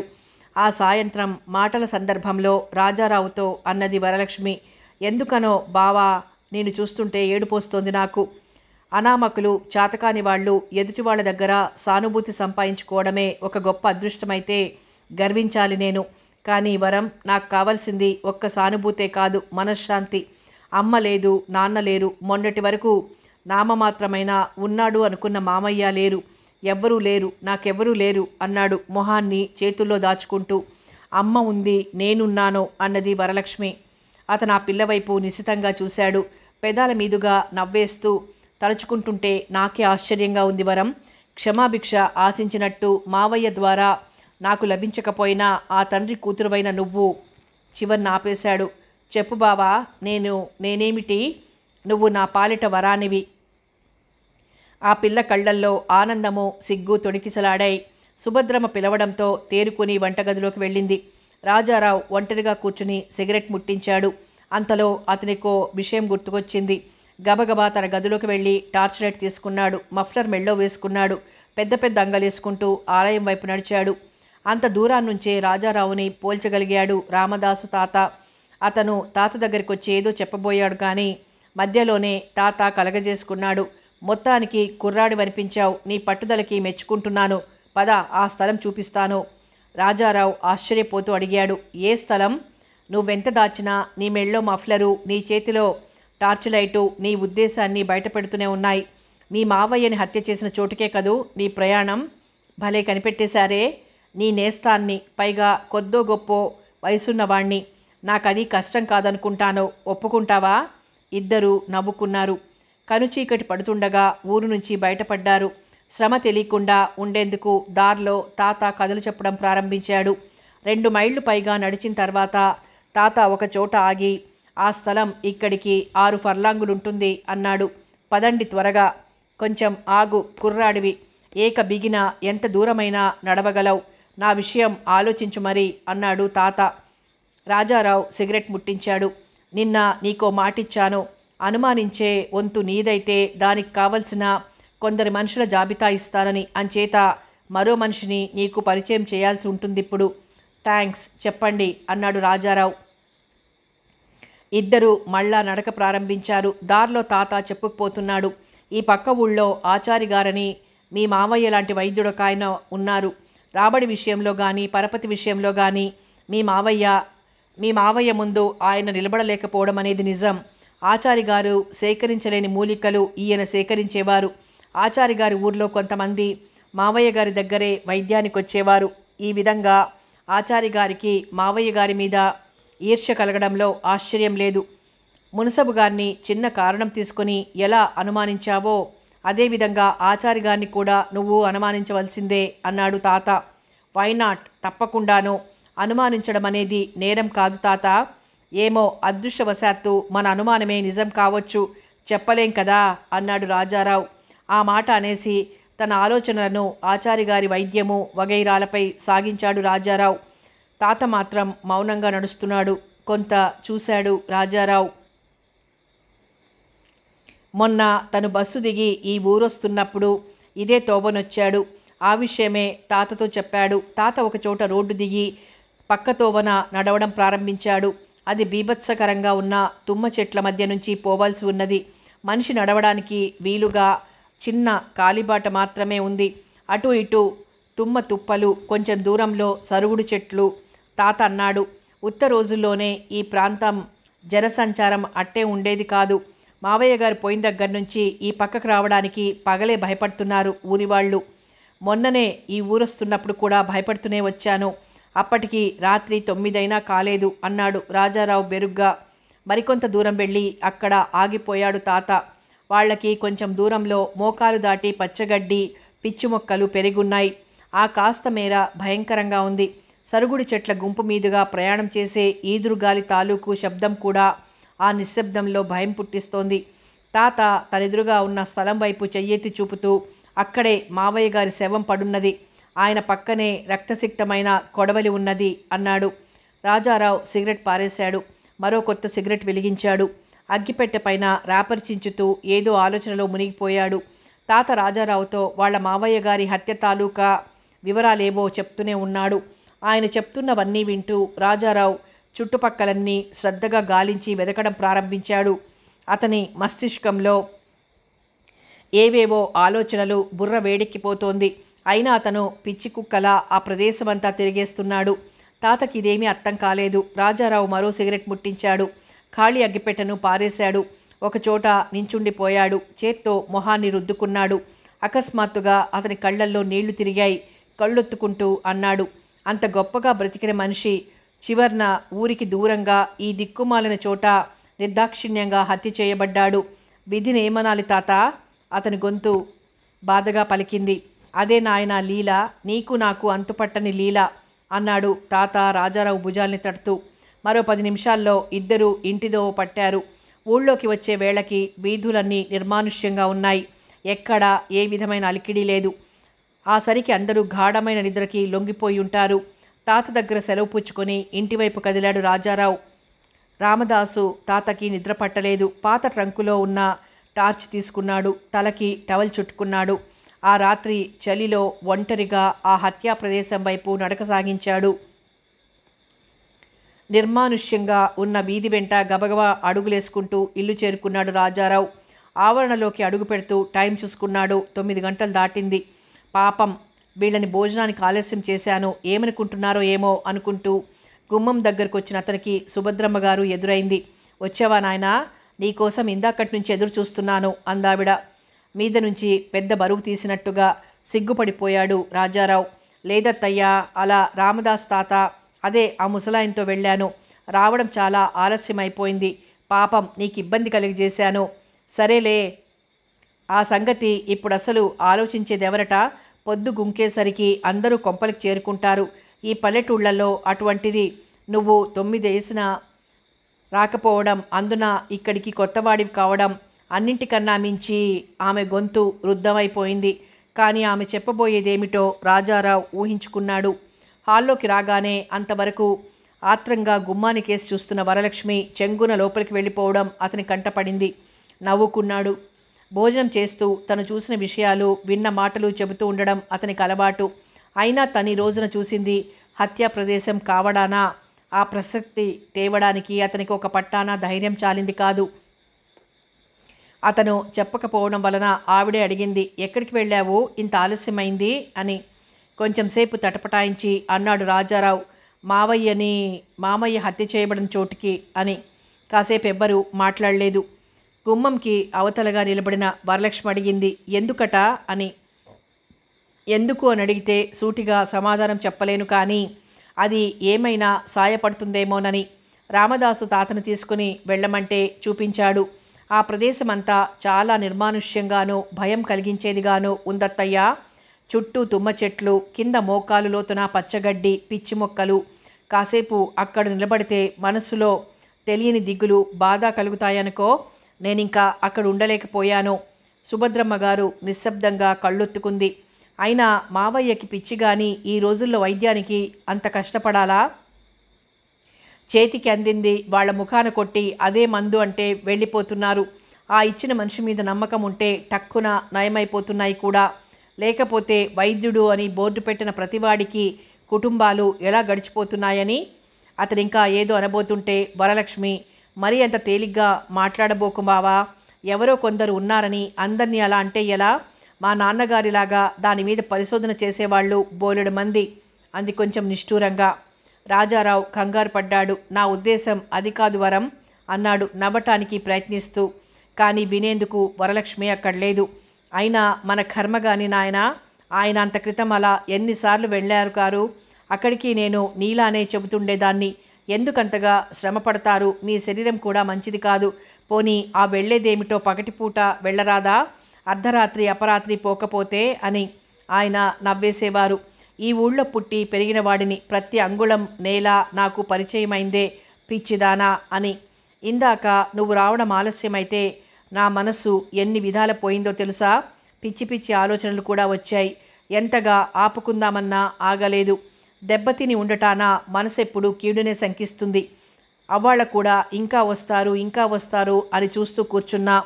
వరలక్ష్మి భయపడినా నేనే ఇంకా దానికి ధైర్యం చెప్పాను. మీ నాన్నని నా 16వ ఏట నుంచి ఎరుగున్నదాన్ని, ఆయన ఇలా రావడం అలవాటే అని. కబురు విన్నాక కూడా తప్పేమో అనిపించింది చూసేదాకా. రాజారావు ఈ మాటల్ని వినిపించుకునే స్థితిలో లేడు. వరలక్ష్మి అలా వెళ్ళిపోవడం అతన్ని కలవరపెట్టింది. గబగబా భోజనం ముగించుకొని గదిలోకి వెళ్ళాడు. కొద్దిసేపటికి వక్కపొడి తీసుకొచ్చింది వరలక్ష్మి. కోపం వచ్చిందా వరం నా మాటకి అని అడిగాడు నేరస్తుడిలా. ఏ మాటకి బావా? అదే వైద్యం చేసేవారంతా అని నేను అన్నదానికి పక్కున నవ్వేసింది వరలక్ష్మి. ఓ అదా, కోపం దేనికి? నీకు మాత్రం తెలియదు నాన్నగారంటే నీకెంత గౌరవం ఉందో. భయపడిపోయాను సుమి, నీకు కోపం వచ్చిందని. ఇవాళ ఆలస్యంగా వచ్చి అత్తయ్యని కంగారు పెట్టేశాను. అవును బాబు, భలే భయపడిపోయాం అని బుంగమూతి పెట్టింది వరలక్ష్మి. పోయామంటున్నారు తమరు కూడా? పో బావా. ఇద్దరు పక్కున నవ్వేశారు. నవ్వుతున్న వరలక్ష్మిని చూసి ముగ్ధుడైపోయాడు రాజారావు. అంతలోనే సీరియస్గా, పల్లెటూళ్ళని గురించి నాకున్న కొన్ని సదభిప్రాయాలు పటాపంచలైపోయాయి వరం. ఇక్కడి జనాభా యావత్తు అమాయకులని, వాళ్ల పనులు వాళ్ల గోలే కాకుండా పొరుగువారి సౌభాగ్యానికి కూడా పాటుపడతారని, వాళ్ళకేమైనా కాల్లో ముళ్ళు గుచ్చుకుంటే అది తమకి జరిగినట్లుగానే బాధపడిపోతారని అనుకునేవాడిని. ఇప్పుడు నేను కొద్దిగా పొరపాటు పడ్డానని తెలిసొస్తోంది. పొరుగువారిని గురించి పల్లెటూళ్లలో పట్టించుకున్నంతగా ఇంకెక్కడా పట్టించుకోరు. అయితే అది వారి మంచి గురించి కాదు. వారిలో ఏమైనా తప్పుంటే దాన్ని భూతద్దంలోంచి చూపిస్తారు కొత్త వాళ్ళెవరైనా. ఇంతకీ ఇప్పుడేమైందంటావు బావా? నాకు ఈ ఊరి వాతావరణం నచ్చడం లేదు వరం. ఎవరిని చూసినా మరోడి మీద కథలు చెప్పేవాడే. ఎవరు మంచో ఎవరు చెడో తెలిసి చావదు. పకపక నవ్వింది వరలక్ష్మి. తెల్లబోయాడు రాజారావు. ఇదా నీ బాధ? వాళ్ళని గురించి అంతగా పట్టించుకోకూడదు బావా. మనం అడిగితే చెబుతారా, అడగకుండానే చెబుతారా? చిన్నప్పటి నుంచి బస్తీలో పెరిగిన వాడివి. పాపం ఇక్కడి వారితో ఎలా మసులుకోవాలో తెలియదు నీకు. అంతే, హాయిగా కలలు కంటూ పడుకో. వస్తాను. అతను మాట్లాడలేదు. కోపమా? ఎందుకట? ఏవైనా పుస్తకాలు కావాలా? కలలు కరమన్నావుగా, నాతో మాట్లాడేవి కలలే. పోనీ నేను కలలో రానా? నవ్వింది. మత్తుగా నవ్వి పడుకున్నాడు రాజారావు. తెల్లవార్లు అతనికి తుమ్మెదలు, పాలరాళ్ళు, కొలనులో ఈదే చేప పిల్లలు, సంపెంగ పువ్వులు, శంఖాలు అగపడ్డాయి. వాటి మీదుగా అతను హాల్లో చూసిన ఫోటో మీదికి పోయింది అతని మనస్సు. తల్లి కనపడింది. ఆమె వంక చూసేందుకు ప్రయత్నించాడు. తలుపు కొట్టిన చప్పుడికి ఉలిక్కిపడి లేచాడు రాజారావు. గబాల్న తలుపు తీసి అవతల నిలబడిన తల్లి కూతుడిని చూశాడు. అమ్మా అని అరిచావు నాయనా. నీకు కళ్ళు ఎక్కువగా వస్తాయిలా ఉంది అంది సుభద్రమ్మ గారు. కళ్ళు నులుముకొని చూశాడు. అప్పుడే వాళ్ళ స్నానాలు కూడా అయినట్లున్నాయి. కాఫీ తయారైంది, ముఖం కడుక్కో అని వెళ్ళిపోయింది సుభద్రమ్మ గారు. వరలక్ష్మి నవ్వుతూ, రాత్రి గట్టిగా నిద్ర పట్టేసింది బావా, కలలోకి రాలేకపోయాను, సారీ అంది. కాఫీ తాగుతూ ఆలోచనలో పడిన రాజారావును చూసి అలా ఉన్నావేం నాయనా అని అడిగింది సుభద్రమ్మ గారు. ఏం లేదత్తయ్యా అన్నాడు. అన్నాడే గాని ఆమెకి చెబుదామనుకున్న మాటల్ని ఎలా చెప్పాలా అని ఆలోచిస్తూనే ఉన్నాడు. బావకి మన ఊరు ఏమీ నచ్చలేదటమ్మా అంది వరలక్ష్మి నవ్వుతూ. అవునత్తయ్యా, ఆ విషయం చెప్దామనే నా ప్రయత్నం. నాకు ఈ లోకంలో నా అనేవారెవరైనా ఉన్నారు అంటే మీరే. మావయ్య ఉన్నన్నాళ్ళు ఈ ఊళ్ళో ఆయన ఉండవలసిన అవసరం ఉంది. సంపాదన ఉంది కాబట్టి, ఊళ్ళో వాళ్ళు ఆయన సాయం ఆపేక్షించేవారు కాబట్టి, వైద్యుడైన వాడికి వాళ్ళకి సేవ చేయడం విద్యుక్త ధర్మం కాబట్టి ఇప్పుడు ఆ బంధం పోయింది. మీకు ఈ ఊళ్ళో ఇల్లు పొలం ఉన్నాయి. ఆ పొలం మీద ఆదాయంతోటే కుటుంబం నడవాలి. మీరిద్దరూ ఆడవాళ్ళు. పొలంలో ఆడవాళ్ళు పనిచేసే కుటుంబం కాదు మనది. కాబట్టి అది ఎవరికైనా కట్టుబడికిచ్చి వారిచ్చేదాంతో కాలం వెళ్ళబుచ్చడం తప్ప మీరు చేయగలిగింది లేదు. నేను ఏదో గౌరవంగా ఉండే ఉద్యోగం చేసుకుంటూ సుఖంగానే కాలం గడుపుతున్నాను. మీరెవరో తెలియని రోజుల్లో, మీతోటి పరిచయం ఆత్మీయంగా మారిన రోజుల్లో అయితే నా ఉద్యోగం, నా జీవితమే నాకు పరమావధిగా కనిపించాయి. కానీ ఇప్పుడు పరిస్థితి వేరు. నేను ఇంటికి ఆలస్యంగా వస్తే బాధపడే వాళ్ళు నాకున్నారు. అయినా వాళ్ళని అడవిలాంటి ఊళ్ళో వదిలి వచ్చానే అన్న బాధ నాకు ఉండిపోతుంది. కాబట్టి అత్తయ్య, నాదొక కోరిక కాదు, ప్రార్థన. మీరు కూడా నాతో పాటు వచ్చేయండి. మీకు నా ప్రాణం ఉన్నంత వరకు ఏ లోపం రానియను. మీకు మగదక్షత లేదు, నాకు మీకన్నా అయిన వాళ్ళు లేరు. మనమంతా వేరే వేరే ఉండి ఒకరికోసరం ఒకరం దిగుళ్ళు పడే కన్నా కలో గంజో కలిసి తింటూ ఒకే చూరు కింద ఉంటే మనశ్శాంతిగా ఉంటుంది. ఏమంటావత్తయ్యా అని సుభద్రమ్మ గారి వంక చూశాడు. ఏమంటుందా అన్నట్లు. ఆవిడ కాసేపు ఏమీ మాట్లాడలేదు. చివరికి, నువ్వన్నమాట బాగానే ఉంది నాయనా. ఆడది ఎప్పుడు మగవాడి నీడన సుఖంగా కాలం వెళ్ళబుచ్చవలసిందే. కానీ ఉన్న ఊరు మన క్షేమాన్ని కోరేవాళ్ల మధ్య నుంచి బయటికి పోవడం ఎలా? అక్కడే నువ్వు పొరబడ్డావత్తయ్యా. ఇక్కడి వాళ్ళు నువ్వనుకుంటున్నంత మంచివాళ్ళు కారు. అందులో కొందరు మంచి అన్న మాటకే అర్హులు కారు. నేను వచ్చినప్పటి నుండి చూస్తున్నాను ఇక్కడి వాతావరణం, మనుషుల తీరు. నోటితో మాట్లాడి నొసటితో వెక్కిరించేవాళ్ళు ఎక్కువగా అగుపడుతున్నారు నాకు. అది మరి నా దృష్టిలోపమేమోనని వారి మీద సదభిప్రాయం కలిగించుకుందామని తీవ్రంగా ప్రయత్నించాను. కానీ అది సాధ్యం కాదు, సాధ్యపడవలసిన అవసరం కూడా లేదని తర్వాత తెలుసుకున్నాను. రోజు చూసే ముఖాలే కాబట్టి కొందరిని గురించి మీరేమీ పట్టించుకోవడం లేదు. వారిని గురించి చెడుగా చెప్పితే నమ్మరు. మీకు వాళ్ళు మంచివాళ్ళు కారేమోనన్న ఆలోచన వస్తే అలా వచ్చినందుకు భయపడిపోతారు. ఒక్క మాట అడుగుతానత్తయ్యా, ఇతరులకి ఏ అపకారం తలపెట్టని మావయ్య ఈ ఊళ్ళో అమానుషంగా చంపబడ్డాడు ఎందుకంటావు? సుభద్రమ్మ సమాధానం చెప్పలేదు. నాకు తెలుసత్తయ్యా, నువ్వు చాలా అమాయకురాలివి. 4 గోళ్లు చూసిన నాకు వయసులో చిన్నవాడైనా నీకన్నా ఈ విషయాల్లో అనుభవం ఎక్కువ ఉంటుందత్తయ్యా. మిమ్మల్ని ఇటువంటి మనుషుల మధ్య వదిలిపెడితే నాకు మనశ్శాంతి ఉండదు. నేనా వెళ్ళక తప్పదు. కాబట్టి ప్రార్థిస్తున్నాను, నా వెంట రండి. పువ్వుల్లో పెట్టి పూజిస్తానని అనను గాని నాలో శక్తి ఉన్నంత వరకు మీకు ఏ లోపం రానియను. సుభద్రమ్మ గారు ఏమీ మాట్లాడలేదు. ఏమత్తయ్యా, నన్ను ఆలోచించుకొని నాయనా అందావిడ. రాజారావు లేచి గదిలోకి వచ్చేశాడు. అతని తలలో ఆలోచనలు తేరిటీగల్లా ముసురుకుంటున్నాయి. తను వాళ్ళనలా అర్ధాంతరంగా వదిలిపోలేడు. వాళ్ళకి ఉన్న ఆశ్రయం ఒక్కటి పోయింది. వాళ్ళని పోషించడం తన కర్తవ్యం, తన ధర్మం. తనకు ఆనందం కలిగించేది కూడా. ఎలాగైనా అత్తయ్యని ఒప్పించాలి. వరలక్ష్మి ద్వారా ప్రయత్నించాలి. తను మాత్రం ఈ బాధ్యత స్వీకరించాలి. అప్పుడే తనకి తృప్తి. చప్పుడైతే వెనక్కి తిరిగాడు. వరలక్ష్మి నిలబడింది. ఆమె వంక చూశాడు. ఏవేవో ఆలోచనలలో మబ్బులను జయించేందుకు ప్రయత్నిస్తున్న చంద్రుడిలా ఉంది ఆమె ముఖం. కూర్చోవరం అన్నాడు రాజారావు తను కూర్చొని. వరలక్ష్మి మాట్లాడకుండా కూర్చుంది. నువ్వైనా చెప్పు వరలక్ష్మి, ఈ పాడు ఊరితో మీకింక సంబంధం ఏమిటి? ఈ ఇంట్లో తిరుగుతుంటే మావయ్య గుర్తుకు రావడం లేదు మీకు? ప్రొద్దుగుంకితే చీకటి పడితే ఈ చీకటి మావయ్యని పొట్టన పెట్టుకుందని అనిపించడం లేదు? అలా దారి వెంట తుమ్మ చెట్ల కేసి చూస్తే మావయ్యని కబళించిన ఇంకా అసంతృప్తితో వికటాట్టహాసం చేస్తున్న మృత్యువు కనిపించడం లేదు? వీధిలో కొందరు మనుషుల్ని చూసినప్పుడు మావయ్యని నిర్దాక్షిణ్యంగా చంపిన వ్యక్తి వాడేమోనని అనిపించడం లేదు బావా?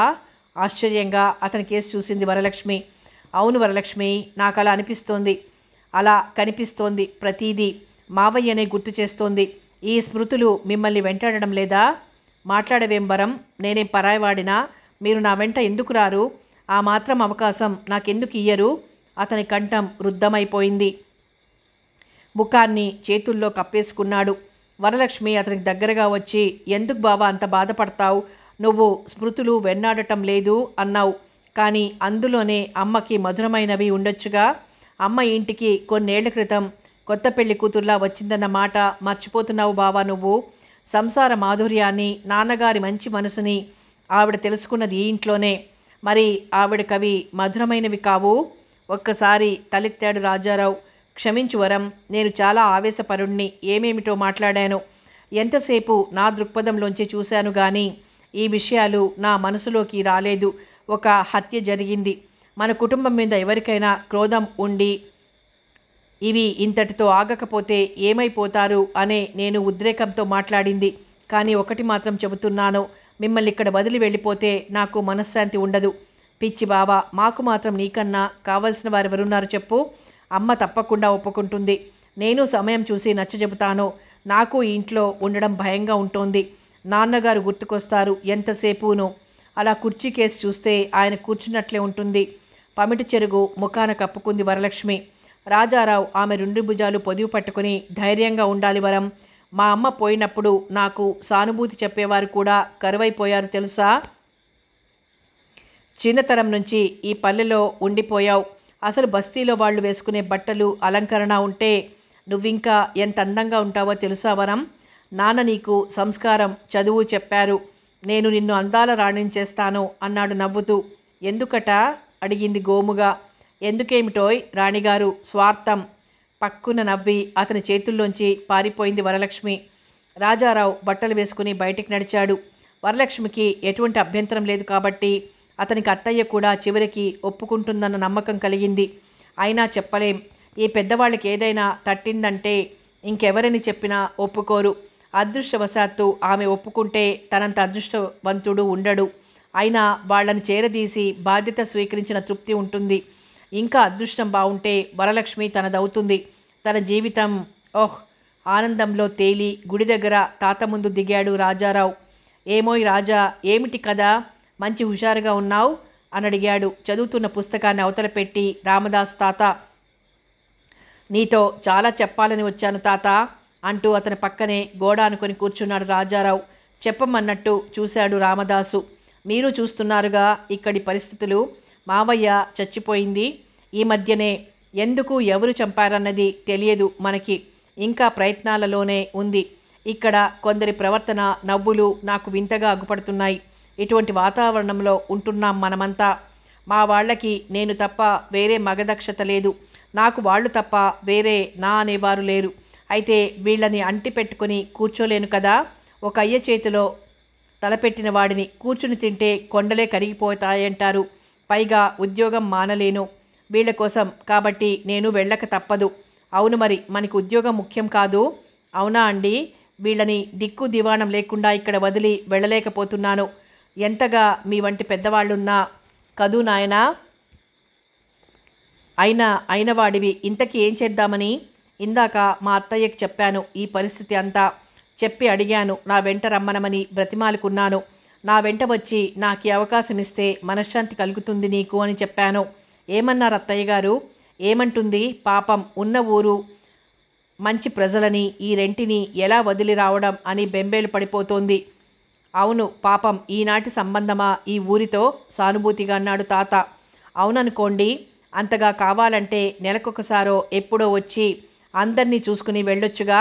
వీళ్ళిక్కడ ఉండిపోతే నాకు వీళ్ళని గురించి ఎంత దిగులుగా ఉంటుందో ఆలోచించండి బాధగా అన్నాడు రాజారావు.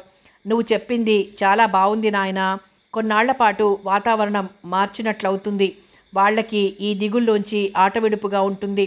ఆయన మెసిలిన ప్రాంతాలు మార్చాలి. చాలా తెలివితేటలతో చెప్పావు. రాజారావు ముఖం విప్పారింది. మా వరం అనే మా వరలక్ష్మి కూడా ఒప్పుకుందండి. మా అత్తయ్యకి తనే చెబుతానంది. ఆవిడ ఒప్పుకుంటుందనే నా నమ్మకం. ఒప్పుకోకపోతే మీలాంటి పెద్దలు కూడా ఒకసారి చెబితే తప్పకుండా. అందరికీ ఇప్పుడు ముఖ్యం వీళ్ళకి కొంత ఊరట కలిగించడం. ఆ పని నువ్వు చేస్తానంటే అంతకన్నానా? చాలా బాగుంది నీ ఆలోచన. తప్పకుండా అందరికీ నచ్చజెప్తాను. రాజారావు తృప్తిగా నిట్టూర్చాడు. పనంతా సానుకూలపడినంత ఆనందం కలిగింది అతనికి. అంతలో ఒక విషయం గుర్తుకొచ్చి, అవునుగాని తాత, మునసబు గారబ్బాయి గురించి కొంచెం చెబుతారా అని అడిగాడు. ఏం కావాలి? అదే మా మావయ్య అతన్ని వద్దంటానికి కారణాలు మీరు సరిగ్గా చెప్పలేదు. దాందేముంది, ఆ అబ్బాయి కాస్తుంది, అందం ఉంది, ఒక్కడే సుపుత్రుడు, చదువు అబ్బింది, డాక్టరీ చదువుతున్నాడు. ఇన్ని హంగులుంటే కావాల్సిందేముంది? కొన్ని అలవాట్లు అయ్యాయని ఆ నోట వినబడి గుప్పుమంది. అబ్బాయి గారు పట్నంలో కృష్ణలీలలు మొదలెట్టారట. సార్థక నామధేయుడయ్యాడట. నర్సులు క్లాస్మేట్సు కాకుండా. సరే, ఆ మాటలు మునసబు గారి చెవిన పడ్డాయి. సెలవులకు వచ్చినప్పుడు కొడుకుని అడిగాడు. నేను ఏ పాపం ఎరగనన్నాడు వాడు. కానీ ఆయనకి కొన్ని రుజువులున్నాయి. కొడుకు ప్రవర్తనని సరిచెయ్యాలంటే పెళ్లి చేయడమే మార్గం అనిపించింది ఆయనకి. చిన్నప్పుడు మీ వరలక్ష్మి కృష్ణమూర్తి కలిసి చదువుకున్నారు ఇక్కడ. అంతకు మించి మునసబు గారు మీ మావయ్య స్నేహితులు కావడానా మొదటి నుంచి ఈ సంబంధం అవుతుందనుకున్నారు ఊరివారంతా. అయితే ఈ పరిస్థితుల్లో మునసబు అడిగేటప్పటికీ మీ మావయ్య హేళనగా మాట్లాడాడట. నీ కొడుకు కీర్తి లోకం కోడై కూస్తోంది. చూస్తూ ఎలా అడిగావు? నీకిది సబబేనా? నీ కొడుకుని బాగు చేయటానికి నా కూతుర్ని బలివ్వాలా అని అడిగాడట. దాంతో భంగపడి తిరిగిపోయాడు మునసబు. అయితే ఆ కృష్ణమూర్తి వెంటనే వెళ్ళిపోయాడా? లేదు, 2-3 సార్లు మీ మావయ్యని కలుసుకుని మాట్లాడేందుకు ప్రయత్నించాడట. కానీ కుదరలేదు. మీ వరలక్ష్మితో మాట్లాడబోయాడట. కానీ మా నాన్న ఇష్టం లేనిదే మిమ్మల్ని చూడను అందట ఆ అమ్మాయి. ఎప్పుడు వెళ్ళాడతను? అలాగా సాలోచనగాని లేచి నిలబడ్డాడు రాజారావు. తాత అతని వంకే చూస్తూ ఉండిపోయాడు. ఇంటికి రాగానే వరలక్ష్మిని పిలిచి అడిగాడు రాజారావు, మునసబు గారబ్బాయిని నీకిద్దామనుకుంటున్నారట కదా అని. వరలక్ష్మి, అవును, ఆ అబ్బాయిని నాకిద్దామనుకున్నారు అని. అదేం ప్రశ్న బావా, తలక్రిందులుగా అడిగావు అంటూ నవ్వేసింది. అదేలే, నిన్ను అతనికి. సరేనా? మరెందుకు కాలేదు? డబ్బు, అందం, చదువు అన్నీ ఉన్నాయిగా. కానీ బుద్ధి లేదని మా ఊరి వారందరి అభిప్రాయం. అందుకనే నాన్నగారు కూడా చివాట్లు పెట్టి తిరగొట్టాడట. నీ అభిప్రాయం ఏమిటి? చిన్నప్పుడు మంచివాడే. నాన్నగారు వద్దన్నాక నన్ను చెరువు దగ్గర అడిగాడు. నన్ను గురించి చాలా అపవాదులు ప్రచారంలోకి వచ్చాయి వరలక్ష్మి. నువ్వైనా నిజం అర్థం చేసుకోవు అని. నేను మాత్రం చెప్పాను, నువ్వు మంచివాడవని నాకు నమ్మకం కలిగినా మా నాన్నగారి నిర్ణయానికి ఎప్పుడూ తలొగ్గుతాను. కాబట్టి ఆయన్ని ఒప్పించే ప్రయత్నం చేసుకోవని. కాసేపు నిశ్శబ్దం ఆవరించింది. సాయంత్రం అలా దేవాలయం కేసి వెళ్దాం, వస్తావా వరం అడిగాడు రాజారావు. అమ్మనడుగు, వెళ్ళమంటే వెడదాం నవ్వాడు రాజారావు. వరలక్ష్మి కూడా పకాలన నవ్వేసింది. ఆలయానికి వెనుకగా ఉన్న చిన్న కాలువ గట్టును కూర్చుని చుట్టూ పరికించి చూశాడు రాజారావు. సూర్యాస్తమయం అవుతూ మరొక వైపు నుంచి చంద్రుడు కాంతిని పుంజుకుంటున్నాడు. చూడు వరం, సూర్యచంద్రుడు సాక్షిగా అంటే ఎటువంటి సమయమేనట. ఇటు అటు కాపలా కాస్తున్నారు. కన్యాకుమారి పోతేనట ఒకవైపు సముద్రంలో సూర్యుడు అదృశ్యమవడం, మరొక వైపు సముద్రంలోంచి చంద్రుడు వస్తూ ఉండడం అగుపడుతుందట. అటువంటి దృశ్యం అపూర్వం కదువరం అన్నాడు ఆవేశంగా. ప్రకృతిలో అంతగా ఉద్రేకపడేందుకు నాకేమీ కనబడదు బావా. ప్రకృతి సౌందర్యాన్ని చూసి నేను మూర్ఛలు పోలేను. నాకు ఆవేశం చాలా తక్కువ అంది నవ్వుతూ వరలక్ష్మి. నీకు తక్కువైతే అయింది, కానీ నేను చెప్పింది విను వరలక్ష్మి. కొన్ని మాటలు చెప్పి తీరాలని నేను తీసుకొచ్చాను నిన్నిక్కడికి. మాకొక స్నేహితుడు ఉండేవాడు. అతను ఢిల్లీలో యువజనోత్సవాలకి మా కాలేజీ నుంచి ఒకడుగా వెళ్ళాడు. అప్పుడు అతని అనుభవాలు విని నేను చాలా ఈర్ష్యపడేవాడిని. అతని పేరు శర్మ. మనిషి సుమారుగా ఉన్న అతని నవ్వు అతని ప్రత్యేకత. చాలా చిత్రంగా నవ్వేవాడు. అతని నవ్వు చూసి అవతలి వాళ్ళు నవ్వకుండా ఉండలేరు. ఇతను వెళ్ళిన బ్యాచ్లో 3 అమ్మాయిలు ఉన్నారట. అందులో రమణి అనే అమ్మాయి ఇతన్ని పట్టుకుని, శర్మగారు ఒక్కసారి నవ్వరు ప్లీజ్ అని అడిగేదట. ఇతను నవ్వితే గొల్లున నవ్వేసిందట. మరొక అమ్మాయి పేరు ఇందిర. ఇతను సిగరెట్ దులుపుకుంటుంటే అరచేయి పట్టేదట. మొదట కోశాడు అనుకున్నాను, తర్వాత ఈర్ష్యపడేవాడిని అటువంటి అదృష్టం పట్టినందుకు. అయితే వరం, నేనంతకన్నా అదృష్టవంతుణ్ణి. ఎందుకు? చిత్రంగా కళ్ళు పెద్దవి చేసి అడిగింది వరలక్ష్మి. అద్దంలో నిన్ను నువ్వు చూసుకుంటే తెలుస్తుంది ఎందుకో. సిగ్గుపడిపోయింది వరలక్ష్మి. పోబావా అంది బుగ్గలు ఎరుపు చేసుకుంటూ. కలిసే అని కాసేపాగి అమ్మని అడిగేలే అన్నాడు. ఇద్దరూ గలగల నవ్వేశారు. ఫ్రాయిడ్ అని గొప్ప మనస్తత్వ శాస్త్రవేత్త ఉన్నాడు వరం. అతని సిద్ధాంతం ఏమిటో తెలుసా?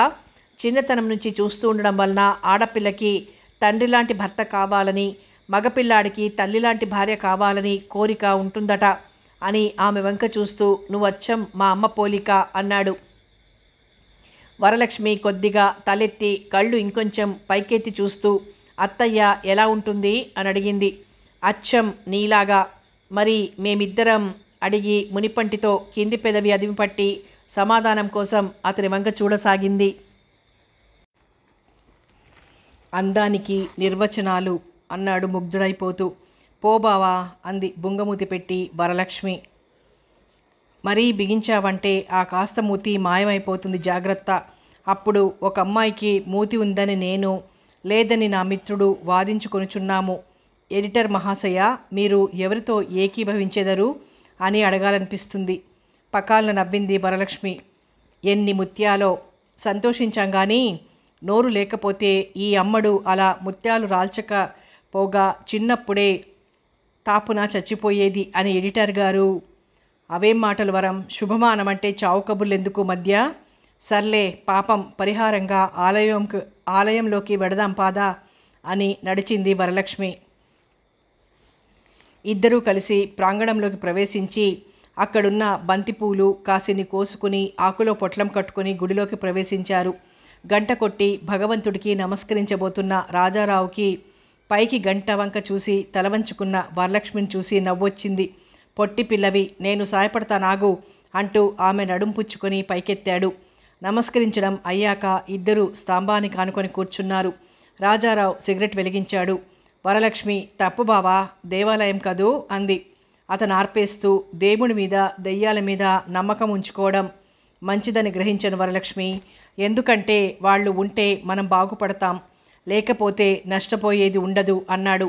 అయితే నువ్వు నాస్తికుడివా బావా? ఇదివరలో నాకు కావలసినది నా ప్రేమకి ఏకైక వారసురాలు మా అమ్మ. ఆమెని ఎవరేమన్నా సహించేవాడిని కాను. అప్పట్లో నిన్ను గురించి అమ్మ చెబుతున్నా, నీ రూపం అస్పష్టంగా నా మనస్సులో మెదులుతున్నా నువ్వు నన్ను ఆదరిస్తావో లేదో అన్న భయం ఉండేది. కానీ ఇప్పుడు ఆ భయం లేదు. నా అదృష్టం బాగుంది, భగవంతుడి దయ వలన నువ్వు నా దానివయ్యావు. అవేం మాటలు బావోయ్, అమ్మ. అవును సుమి, మాతృవాక్య పరిపాలకురాలివి కదూ, మర్చిపోయాను. ఆవిడ్ని లైసెన్స్ అడిగాకే. ఇద్దరూ నవ్వేశారు. సరే గాని బావా, నీ వెంట రమ్మంటున్నావు, ఏ లోపం రానియ్యను అంటున్నావు కానీ అసలు నీ ఉద్యోగం ఏమిటో చెప్పావు కావు? రాజారావు మాట్లాడలేదు. చెప్పవా? చెప్పకూడదు వరం, నాకు కూడా కళ్ళలోకి చూస్తూ అడిగింది వరలక్ష్మి. నువ్వు మాత్రం ఎవరికీ చెప్పకూడదు మరి. అలాగే, ప్రామిస్ చెయ్యి, ప్రామిస్. నేను సిఐడిని వరం. ఉలిక్కిపడింది వరలక్ష్మి. నిజంగానా అడిగింది ఆశ్చర్యంగా, అతనికి కొంచెం దూరంగా జరుగుతూ. అతను నవ్వి ఆమెను దగ్గరకు లాక్కున్నాడు. నిజంగా వరం, మావయ్య హత్య కేసు విని నాకే ఇది వేయించుకొని వచ్చి పనిచేస్తున్నాను. ఇక్కడి వాతావరణం గ్రహించాను కాబట్టే మీరిక్కడ ఉండటం నాకు ఇష్టం లేదు. మిమ్మల్ని బస్తీలో దింపి నేను మళ్ళీ వచ్చి ఈ కేసు అంతు తేల్చాలి. నాకున్న అనుమానాలు నాకున్నాయనుకో, రుజువులు కావాలి. ఏమిటలా ఎడంగా జరుగుతావు మళ్ళీ? నేను సిఐడిని అయినా పోలీస్ ఆఫీసర్నైనా నీకు మాత్రం బావనే, కాబోయేవాడినే అని ఆమెను ఇంకా దగ్గరకు లాక్కొని చూపుడు వేలు గడ్డం కింద పెట్టి ముఖం పైకెత్తాడు. ఆమె కళ్ళు మూసుకుంది, పెదవులు అదురుతున్నాయి. వెనుకగా దగ్గు విని గబుక్కున వెనక్కి చూశాడు రాజారావు. రామదాసు తాత, ఘటికుడివే మనవడా, మేనరికం పోనిచ్చావు కావు, శుభం అని నవ్వాడు. వరలక్ష్మి సిగ్గుపడి లేచి పారిపోయింది. ముసలాడిని నన్ను చూడగానే సిగ్గొచ్చింది పిల్లకి. ఇంతకీ నీ వెంట వచ్చేందుకు అత్తయ్య ఒప్పుకుందా నాయనా? ఒప్పుకుంటుంది తాత, తప్పకుండా ఒప్పిస్తుంది వరలక్ష్మి. అదృష్టవంతుడివి రాజు, శుభస్య శీఘ్రం. ఇది కూడా అనిపించేయి, మీ వంటి వాళ్ల చలవ. దానికేం, అదెప్పుడు ఉన్నదే నవ్వాడు రామదాసు. రాజారావు కూడా నవ్వుతూ మెట్లు దిగి గబగబా నడవసాగాడు. ఇంటిదాకా పోయాక గుర్తుకొచ్చింది తను వరలక్ష్మి కోసం ప్రేమగా కోసిన బంతిపూలు మర్చిపోయాడని. గిరుక్కున తిరిగి దేవాలయం కేసు నడిచాడు. కానీ తీరా చూస్తే ఆలయం అంతా వెతికినా కనబడలేదు. మనసు చివుక్కుమంది అతనికి. అవి లేందే వెళ్ళకూడదనుకున్నాడు. రామదాసు తాత తీశాడేమోనని అతని పాక దగ్గరికి వెళ్ళి పిలుద్దామని కిటికీ గుండా లోపలికి చూశాడు. లోపలి దృశ్యం చూసి కొయ్యబారిపోయాడు. రామదాసు తాత తల మీదున్న విగ్గు గడ్డం ఒక్కొక్కటి ఊడదీసి పక్కన పెట్టుకుంటున్నాడు. అన్నీ తీశాక అతన్ని సరిగ్గా చూశాడు రాజారావు. అతను ముసిలాడు కాదు, యువకుడు, సుమారు 30 ఏళ్లవాడు. రాజారావుకి ముచ్చెమటలు పోశాయి. శరీరమంతా స్వాధీనం తప్పిపోయినట్లు, కళ్ళకి బైర్లు కమ్మినట్లు, నెత్తిమీద ఎవరో బలంగా కొట్టినట్లు అనుభూతి చెందాడు. అతి కష్టం మీద మనసుని అదుపులోకి తెచ్చుకున్నాడతను. భూమికి బిగించినట్టుగా అయిపోయిన అడుగుల్ని స్వాధీనం చేసుకుంటూ తడబడుతున్న అడుగులతో సాధ్యమైనంత వేగంగా అతను ఆలయ ప్రాంగణం దాటాడు. ఎంత మోసం! రాజారావు రుమాలుతో నుదురు తుడుచుకుంటూ నడవసాగాడు. ఈ రామదాసు మునసబు ఒకటేనన్నమాట. ఆ సంగతి కొంత తను ముందుగానే పసిగట్టాడు. కానీ అందులో ఇంతటి గూడుపుటాణి ఉన్నదనుకోలేదు. బంతిపూల కోసం తను తిరిగి రాకపోతే ఇది ఎప్పటికైనా బయటపడేదా? ఇక తను తొందరపడాలి. కనీసం అత్తయ్యను వరలక్ష్మిని అన్నా దక్కించుకోవాలి. ఇంటి గుమ్మంలో పాలేరుతో ఏదో చెబుతూ నిలబడి ఉన్న సుభద్రమ్మ గారు మేనల్లుడి వాలకం అతను చెరచరా తనను నెట్టుకుంటూ లోపలికి వెళ్ళటం చూసి తెల్లబోయింది. పాలేరుతో చెప్పవలసింది చెప్పి పంపేశాక ఇంట్లోకొచ్చింది. వంట ఇంట్లో కుంపటి మించి కూర గిన్నె దింపుతూ వీధి వైపు చూస్తోంది వరలక్ష్మి. బావ వాలకం ఆమెకి ఆశ్చర్యాన్ని కలిగించింది. ఏం జరిగిందో? సుభద్రమ్మ గారు అల్లుడి గది గుమ్మం దగ్గరికి వచ్చింది. కళ్ళు మూసుకుని మంచం మీద పడుకుని ఉన్నాడు రాజారావు. మనిషి కొంచెం రొప్పుతున్నాడు. నాయనా అన్నది సుభద్రమ్మ గారు. రాజారావులో చలనం కలగలేదు. సుభద్రమ్మ గారు ఒక క్షణం ఊరుకొని రాజా అన్నది. రాజారావు కళ్ళు తెరిచి అత్తయ్యను చూసి లేచి కూర్చున్నాడు. నుదురు రాసుకుంటూ అలా కొంచెం సేపు కూర్చుండిపోయాడు. ఏం జరిగింది నాయనా? ఎవరితో నన్న పోట్లాడావా అన్నదామె. రాజారావు ఆమె వంక అయోమంగా చూసి అన్నాడు. సుభద్రమ్మ గారు ఈసారి కాస్త కంగారు పడింది. దగ్గరగా వెళ్ళి నుదుటి మీద చెయ్యి వేసి ఒంట్లో బాగోలేదా అన్నది. రాజారావు తల విదిలించాడు. జేబులో నుంచి సిగరెట్ పెట్టి తీయబోయి ఆగి గుమ్మం దగ్గరికి వచ్చి నిలబడిన వరలక్ష్మిని చూసి కాసిని మంచినీళ్ళు తెచ్చిపెట్టి వరలక్ష్మి అన్నాడు. వరలక్ష్మి మంచినీళ్ళు తెచ్చిచ్చింది. రాజారావు అవి తాగి గ్లాస్ కింద పెట్టి వీధి తలుపు వేసే ఉందా అన్నాడు. వరలక్ష్మి వెనుదిరిగి చూసి అన్నది. ఆ పిల్లకి ఇదంతా చూస్తుంటే ఏదో గుబులు రేగసాగింది మనసులో. రాజారావు మంచం మీద ఓ పక్కకు జరిగి మీతో ఓ సంగతి మాట్లాడాలి, కూర్చో అత్తయ్యా అన్నాడు. సుభద్రమ్మ గారు గుమ్మం బారగా కూలబడింది. వరలక్ష్మి గదికి లోపలగా గుమ్మం మీద కూర్చుంది. రామదాసు మీకు ఎన్నాళ్ళ నుంచి తెలుసు అన్నాడతను. సుభద్రమ్మ గారికి అతనెవరో తలపుకి రాలేదు. రామదాస్ ఎవరు అన్నదామె. గుళ్ళో ఉంటున్న తాత కాబోలు. ఏం అన్నది వరలక్ష్మి. అతనిది ఏ ఊరు? మాకేం తెలుసయ్యా. 1-2 సార్లు మునసబు గారితో కలిసి మన ఇంటికి వచ్చాడు. దేవాలయం తోట కాపలా లేక పాడైపోతున్నాయని అతన్ని అక్కడ ఉండటానికి ఏర్పాట్లు చేసినట్లు ఆయనే చెప్పాడు. ముసలివాడట. నాన్న వాళ్ళెవరూ లేరట. ఏం అతను నిన్నేమన్నా అన్నాడా? నన్నెందుకంటాడు? సుభద్రమ్మ గారు నవ్వి పల్లెటూళ్ళ సంగతి నీకు తెలీదు నాయనా. లోకంలో ఎక్కడా ఉండనంత విచ్చలవిడితనమో ఇక్కడే ఉంది. ఘోష ఇక్కడే ఉంది. ఆయన ముసిలాడు కదా. వరలక్ష్మి నువ్వు గుడికి వెళ్ళటం నచ్చక ఏదన్నా అన్నాడేమోనని అన్నది. అసలతను ముసలివాడు కాదత్తయ్యా అన్నాడు రాజారావు. తల్లి కూతుళ్ళిద్దరూ ఉలిక్కిపడ్డారు. సుభద్రమ్మకి రామదాసు ఒక్కసారి మనస్సులో మెదిలాడు. నెరిసి నెరియని గడ్డము, ముగ్గుబుట్ట లాంటి తల, నెమ్మదిగా మాట్లాడే అతని గొంతు గుర్తుకొచ్చాయి. అతను ముసలాడు కాదా? అదేమిటి బావా అన్నది వరలక్ష్మి తెల్లమొహం వేసి. ఇందాక నువ్వు బంతిపూలు మర్చిపోయి వచ్చావు కదూ, అవి తెద్దామని మళ్ళీ ఆలయంలోకి వెళ్ళాను. మండపంలో కనిపించలేదు. అతడేమన్నా తీశాడేమోనని పాక దగ్గరికి వెళ్ళాను. అతను నెత్తిమీద పెట్టుకున్న విగ్గు, అతికించుకున్న గడ్డము తీసేస్తున్నాడు. అతనికి 30 సంవత్సరాలుంటాయేమో. కొంచెం సేపటిదాకా ఎవరూ మాట్లాడలేదు. సుభద్రమ్మకి మతిపోయినంత పనైంది. నిన్న రాజారావు చెప్పిన మాటలు గుర్తొచ్చాయి ఆమెకి.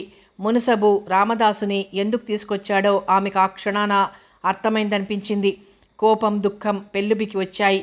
ఆ సమయాన మునసబు కనిపించి ఉంటే ఆమె ఏం చేసినా చేసుండేది. వరలక్ష్మి మాత్రం నిబ్బరం తెచ్చుకుంటూ ఎందుకు వేసుకున్నాడా వేషం అన్నది. ఆ సంగతి వేరే చెప్పాలా అన్నాడు రాజారావు.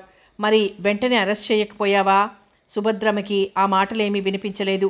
ఆపుకోలేని దుఃఖం ముంచుకొస్తోంది. మరణించిన భర్త కనుల ముందు నిలిచినట్లు అనిపించింది. ఆ దుఃఖమే ఆమెలో కోపాన్ని వృద్ధి చెయ్యసాగింది. అంతేనంటావా రాజా అన్నదామె. ఇలాంటిదేదో వస్తుందనే నేను చెవిని ఇల్లు కట్టుకొని వాగ్యాను మీతోటి వినిపించుకున్నారు కాదు. లోకంలో అంతా మనలాంటి వాళ్లే ఉండరత్తయ్యా అన్నాడతను సగం నిష్ఠూరంగా సగం మందలింపుగా. వరలక్ష్మికి ఇందులో తిరకాసేమిటో అర్థం కాలేదు. అంత కంగారెందుకు బావా? పాలేరు మళ్ళీ వస్తాడు, వెళ్ళి కట్టిపడేయి అన్నది. సుభద్రమ్మ దడదడా కొట్టుకుంటున్న గుండెలతో వద్దు నాయనా, ఆ పని మాత్రం చెయ్యకు, వాళ్ళు కిరాతకులు, నీకు తెలీదు అన్నది. చూస్తూ ఊరుకోమంటావా అన్నది వరలక్ష్మి ఉద్రేకంగా. వెర్రి మాటలు మాట్లాడుకు వరలక్ష్మి, ఊరుకోవటానికా నేనున్నది. ఈ సంగతి బయటపడకుండా ఒక్కరోజు చూస్తే ఆ తర్వాత వాడి పాటలు కుక్కలు కూడా పడవు అన్నాడు రాజారావు. అంటే అన్నది వరలక్ష్మి. పోలీసులు రారు? వరలక్ష్మి బాబు వంక ఎగాదిగా చూసి ఊరుకుంది. సుభద్రమ్మ గారికి ఏం చెయ్యాలో పాలుపోలేదు. మనసులోని భయాన్ని, ఆందోళనని బయట పెట్టుకునే స్థితి దాటిపోయిందామె. ఒక రకమైన నిర్లిప్తత, స్తబ్దత ఆవరించాయామెను. కానీ అంతకు మించిన ఆమె కర్తవ్యం కూడా ఆమెను వెన్ను తట్టి పిలుస్తున్నది. ఇక ముందు జరగవలసింది చాలా ఉంది. తన కోసం కాదు, తన జీవితం ఆయనతోటే సమాప్తయిపోయింది. అభము శుభము ఎరగని పసివాళ్ల కోసం తను ఏదైనా చెయ్యాలి. ఏం చేద్దామయ్యా అన్నది చివరికి. రాజారావు సంతోషంగా పాలిగాడిని పిలిచి, బండి కట్టించత్తయ్యా, తెల్లారే లోపల ఈ ఊరు విడిచిపోదాం అన్నాడు. సుభద్రమ్మ గారు కూతురి వంక చూసి, ఏమే అన్నది. నీ సలహా ఏమిటన్నట్లు. వరలక్ష్మి, నీ ఇష్టం, బావ ఇష్టం అన్నది. ఒక్క క్షణం పోయాక, అంత పారిపోవలసిన అగత్యం ఏమిటో అన్నది నెమ్మదిగా. రాజారావు తెల్లబోయాడు. మరదల్ని గురించి తాను అంతవరకు తప్పుగా అంచనా వేశానా అనుకున్నాడతను. వరలక్ష్మిలో ఇదివరకు కనిపించని దుర్మార్గం ఇప్పుడు కనిపించిందని కాదు, ఆ అమ్మాయికి తననుకున్న దానికన్నా ఎక్కువ తెలుసునేమోనని. అయితే ఏమిటంటావు అన్నాడు రాజారావు. నేననేదేమిటి బావా, మునసబు గారు, ఆ రామదాసు ఎంతటి దేవంతకులైన మనుషులే కదా. ఊళ్ళో ఇంతమంది జనం ఉన్నారు. నాన్న పేరు చెబితే గోతిలో దూకమన్నా దూకేవారున్నారు. వాళ్లతో ఈ సంగతి మాట మాత్రమంటే ఆ ఇద్దరినీ కట్టిపడేయ్యరు. నన్ను చెప్పమంటావా అన్నాడు రాజారావు ఆశ్చర్యంగా. ఏం చెబితే నమ్ముతారా? ఎందుకు నమ్మరు బావా? నీ దగ్గర సాక్ష్యం ఉంది. కావాలంటే నేను చూశానని బుకాయిస్తాను. పరీక్షకి నిలబడక తప్పదు కదా. రంగు బయటపడ్డాక ఎవరు నోరెత్తుతారు, ఎలా ఎత్తుతారు? కూతురు మాటలు సమంజసంగానే కనిపించాయి సుభద్రమ్మకి. ఆ విధంగా చేస్తే కోర్టు సంగతి, పోలీసుల సంగతి దేవుడెరువుగాని ఆ నికృష్టుడి మీద పగ తీర్చుకున్నట్టన్నా అవుతుంది. నలుగురు చుట్టూ చేరి ముఖాన ఉమ్మేస్తుంటే ఏమైపోతాడో చూడాలి ఆ మునసబు. నువ్వు చెప్పింది బాగానే ఉంది కానీ వరలక్ష్మి, ఒక్క సంగతి మర్చిపోయావు. ఆ రామదాసు తన గుట్టు బయటపడిందని తెలిస్తే ఒక్క క్షణం ఇక్కడుంటాడా అన్నాడు రాజారావు. ఎట్లా తెలుస్తుంది అన్నది వరలక్ష్మి. నువ్వు చెబుతున్నావుగా నలుగురికి చెబుదామని. ఈ ఊళ్ళో ఎవరు మనవాళ్ళో ఎవరు పరాయివాళ్ళో ఆ వార్త అతనికి చేరటానికి ఎంతసేపు కావాలి? ఏం సిఐడివి బావా అన్నది వరలక్ష్మి. సుభద్రమ్మ గారు ఉలిక్కిపడింది. రాజారావు సిఐడియా? ఆశ్చర్యంతో అతని వంక చూసి, నిజమైన నాయనా అన్నది. నిజమే అత్తయ్య. సుభద్రమ్మ గారు ఒక్క క్షణం ఆలోచించి, అయితే అన్నది సందేహంగా. చెప్పు, రామదాసుని అరెస్ట్ చేయొచ్చుగా? చెప్పు, రామదాసుని అరెస్ట్ చేయొచ్చుగా? వరలక్ష్మి ఆసక్తిగా బావ వంక చూసింది. ఆమె కూడా కొద్దిసేపటి క్రితం అదే అడిగింది. జవాబు రాలేదు. అది అంత తేలిక కాదత్తయ్యా, దానికి చాలా తతంగం ఉంది. మరి మనం ఈ ఊరు విడిచి వెళ్ళిపోతే ఎలా అరెస్ట్ చేస్తావు అన్నది వరలక్ష్మి. మళ్ళీ వస్తాను, అప్పుడు మాత్రం పారిపోడా? అందుకే ఆడబుర్ర అన్నారు. మనమందరం వెళ్ళిపోతే వాళ్ళు పీడ విరగడైందని హాయిగా ఉంటారు. నేను పట్నంలో అడుగు పెడుతూనే వారెంట్ పుట్టించి తిరిగొస్తాను అంతే. ఏమో బావా, అంతకన్నా నా ఉపాయమే బాగుంది. సుభద్రమ్మ గారు కూడా అదే అనటంతో రాజారావు ఊరుకున్నాడు. అతని మనసులో ఇందాకటి దృశ్యమే తిరుగుతోంది. అతనికి ఈ ఊరి మీద అసహ్యం కలగసాగింది. ఈ ఊళ్ళో మనుషులంతా మొండితనం మూర్తిభవించిన వాళ్ళు. పల్లెటూళ్ళంటే తనకు అంతకు మునుపు ఉన్న సదభిప్రాయం సడలిపోయింది. బహుశా ఆ రామదాసు తనని చూసుంటాడు. అతన్ని గురించి తన మనసులో ఉన్న అనుమానం నిజమే అయితే చాలా గొడవ జరుగుతుంది. భోజనానికి లేనాయనా, పొద్దుపోయింది అన్నది సుభద్రమ్మ గారు లేస్తూ. భోజనం చేశాక వచ్చి తన గదిలో కూర్చున్నాడు రాజారావు. అతనికి ఏం చెయ్యాలో పాలుపోవటం లేదు. ఆడవాళ్ళిద్దరూ తన మాట వినేటట్లు లేరు. మరో మార్గం, అందరికీ మంచి చేసే మార్గం ఆలోచించాలి. అతను మంచం మీద వెనక్కి వాలాడు. ఒక అరగంట సేపు ఆలోచించాడేమో. అతనికి ఏమీ తట్టలేదు. అతనికి తెలియకుండానే నిద్ర ముంచుకొచ్చింది. వరలక్ష్మి గదిలోకొచ్చి పిచ్చి బావా అనుకుని వెళ్ళిపోవటం అతనికి తెలియదు. తెలతెలవారుతుండగా ఉలిక్కిపడి మేలుకున్నాడు రాజారావు. గడియారం చూసుకుంటే 6 గంటలైనట్టు తెలిసింది. తనను తాను తిట్టుకున్నాడు. ఈ దిక్కుమాలిన ఊరు తానెందుకొచ్చాడో ఆ కర్తవ్యం మర్చిపోయి నిద్రపోయాడు తను. కానీ ఏం చెయ్యాలి? ఏదో చెయ్యాలని ఉండి ఏమీ చెయ్యలేనప్పుడు మనిషికి కలిగే కోపం అతన్ని ముంచెత్తింది. మనసంతా తిక్కగా అయిపోయింది. కాసేపటికి తమాయించుకొని లేచి బయటికొచ్చాడు. పెరట్లో పాలేరు చెబుతున్నదేదో ఆసక్తిగా వింటూ నిలబడున్నారు వరలక్ష్మి, సుభద్రమ్మ గారును. రాజారావు రావటం చూసి, విన్నావా బావా అన్నది వరలక్ష్మి. ఏం జరిగింది అన్నాడు రాజారావు. రామదాసు కనిపించటం లేదట. అంగుళం దూరంలో బాంబు పేలినట్లయింది రాజారావుకి. మతిపోయింది. రామదాసు కనిపించటం లేదా అంటే మునసబు గారు పిలుచుకురమ్మని పంపిన మనిషి తిరిగొచ్చి చెప్పాట. ఊరంతా వెతికించారట, ఎక్కడా లేడు. ఆ పాకలో అతని బట్టలు సామాను కూడా లేదట అన్నది వరలక్ష్మి. పాలేరు వంత పాడుతున్నట్లుగా, మాయలుగా ఉంది బాబూ, ఈ ఊరికేదో సేటొచ్చింది అన్నాడు. రాజారావు నెమ్మది మీద నిలదొక్కున్నాడు. నే చెప్పానా అన్నట్టు చూస్తున్న వరలక్ష్మి వంక చూడలేక తలదించుకొని అక్కడి నుంచి కదిలిపోయాడు. సుభద్రమ్మ గారు అతని వెనకాలే ఇంట్లోకొచ్చింది. వరలక్ష్మి నూతి దగ్గరికి వెళ్ళింది. 1 గంట గడిచింది. బయట నుంచి ఎవరో కేక వేయటం వినిపించింది. వరలక్ష్మి వెళ్ళి వీధి తలుపు తీసింది. బయట నిలబడి ఉన్న మున్సబును చూడడంగానే ఆమెకి ఒళ్ళు మండిపోయింది. ఆయన వెంట ఎవరో యువకుడున్నాడు. అతను ఉన్నాడన్న లక్ష్యం కూడా ఆమెకు లేకపోయింది. కోపంతో నిలువెల్లా వణికిపోతూ, ఇంకా ఏ మొహం పెట్టుకుని వచ్చారు ఇక్కడికి, సిగ్గులేదు అన్నది. ఆ తర్వాత ములుకుల్లాంటి మాటలతో తన ఎదలోని బాధను వెళ్ళగక్కేసింది. చివర్న దఢాలన తలుపు మూసి యువతలకొచ్చేసింది. 2 అడుగులు వేసి ఆగిపోయింది. వెనక నుంచి అసలే భీకరంగా ఉండే మునసబు గారి గొంతు మరింత భీకరంగా వినిపించింది. కోపోద్రేకంలో గడియ వేయటం మర్చిపోయింది వరలక్ష్మి. మునసబు గారు ఆ యువకుడితో లోపలికి అడుగు పెట్టి, ఆ బాబుకి తగ్గ కూతురివి, తెలివి తేట రమ్మంటే ఎక్కడి నుంచి వస్తాయి అన్నారు. వరలక్ష్మి ముఖం కందగడ్డలా అయిపోయింది. క్రోధం నిలువంతా కంపించి వేస్తుంటే ఛీ అని ఇంట్లోకి వెళ్ళిపోయింది చరచర. మునసబు ఆ యువకుడు వసారాలోకి వచ్చారు. అక్కడ వాల్చి ఉన్న మంచం మీద కూర్చున్నాక అమ్మాయ్ అని కేక పెట్టాడు మునసబు. వరలక్ష్మి ద్వారా మునసబు రాకబిన్న సుభద్రమ్మ గారు శోకభారంతో కృంగిపోతూ లోపలనే కూర్చుండిపోయింది. ఆమెకి జవాబు ఇవ్వాలనిపించలేదు. ఊళ్ళో పని చూసుకుని తిరిగొచ్చిన పాలేరు మునసబు గారిని చూసి దండాలయ్యా అన్నాడు. చిన్నయ్య గారేర్రా అన్నాడు మునసబు. పిలుస్తానుండండి అని వాడు లోపలికి వెళ్ళి రాజారావును పిలుచుకొచ్చాడు. రాజారావు బయటికొచ్చి మునసబుకి ఆయన పక్కన ఉన్న యువకుడిని చూసి నమస్కారం చేశాడు. రామదాసు పారిపోయాడు, తెలిసిందా అన్నాడు మునసబు. తెలిసింది అన్నాడు రాజారావు. మునసబు ఒక్క క్షణమాగి మొత్తం మీద మంచి టోపీ వేశాడు అన్నాడు. రాజారావు అర్థంగాక ఎవరికి అన్నాడు. అందరికీనూ.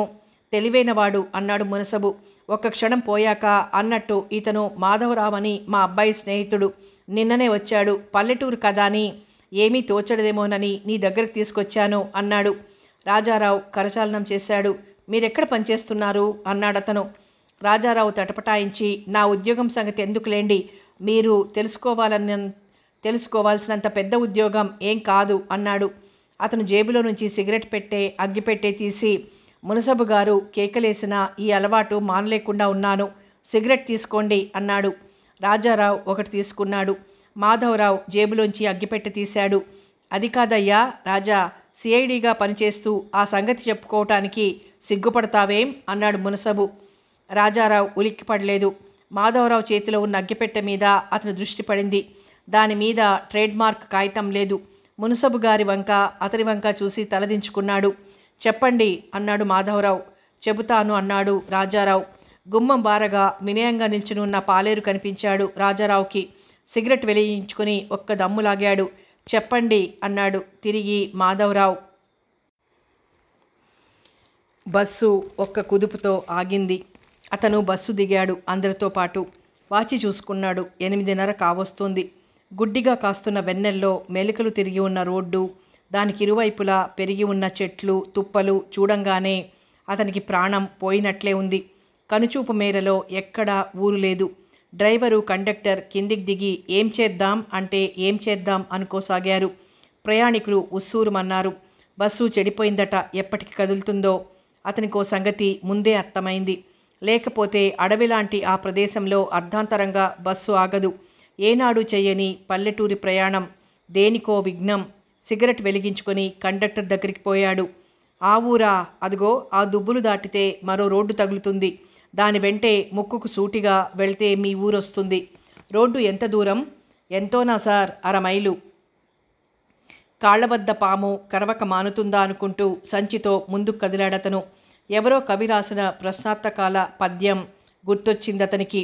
ఆ రైలు 6:30కి రావటం ఏమిటి? వచ్చింది పో. రాత్రికి ఉండిపోకుండా తను బస్సు ఎక్కటం ఏమిటి? ఎక్కాడు పో. ఈ అవాంతరమేమిటి? ఏమైనా తాను వెళ్ళి తీరాలి. హుషారుగా ఈల వేసుకుంటూ తను నడవసాగాడు. పైకి హుషారుగా ఈల వేస్తున్నా అతనికి మనసులో బెరుగ్గానే ఉంది. 25 సంవత్సరాల తర్వాత ఈ కథ కదలబోతున్నది. తాను ముక్కు మొహం ఎరగని వాళ్లతో వ్యవహరించబోతున్నాడు. అంతేకాదు తనకి అసహ్యం, కోపం ఉన్న వ్యక్తి కూడా ఉన్నాడందులో. అతనితో నెయ్యానికి తను వెడుతున్నాడు. అది సాధించటం తన కర్తవ్యం. అమ్మ ఇచ్చిన ఆనతి అది.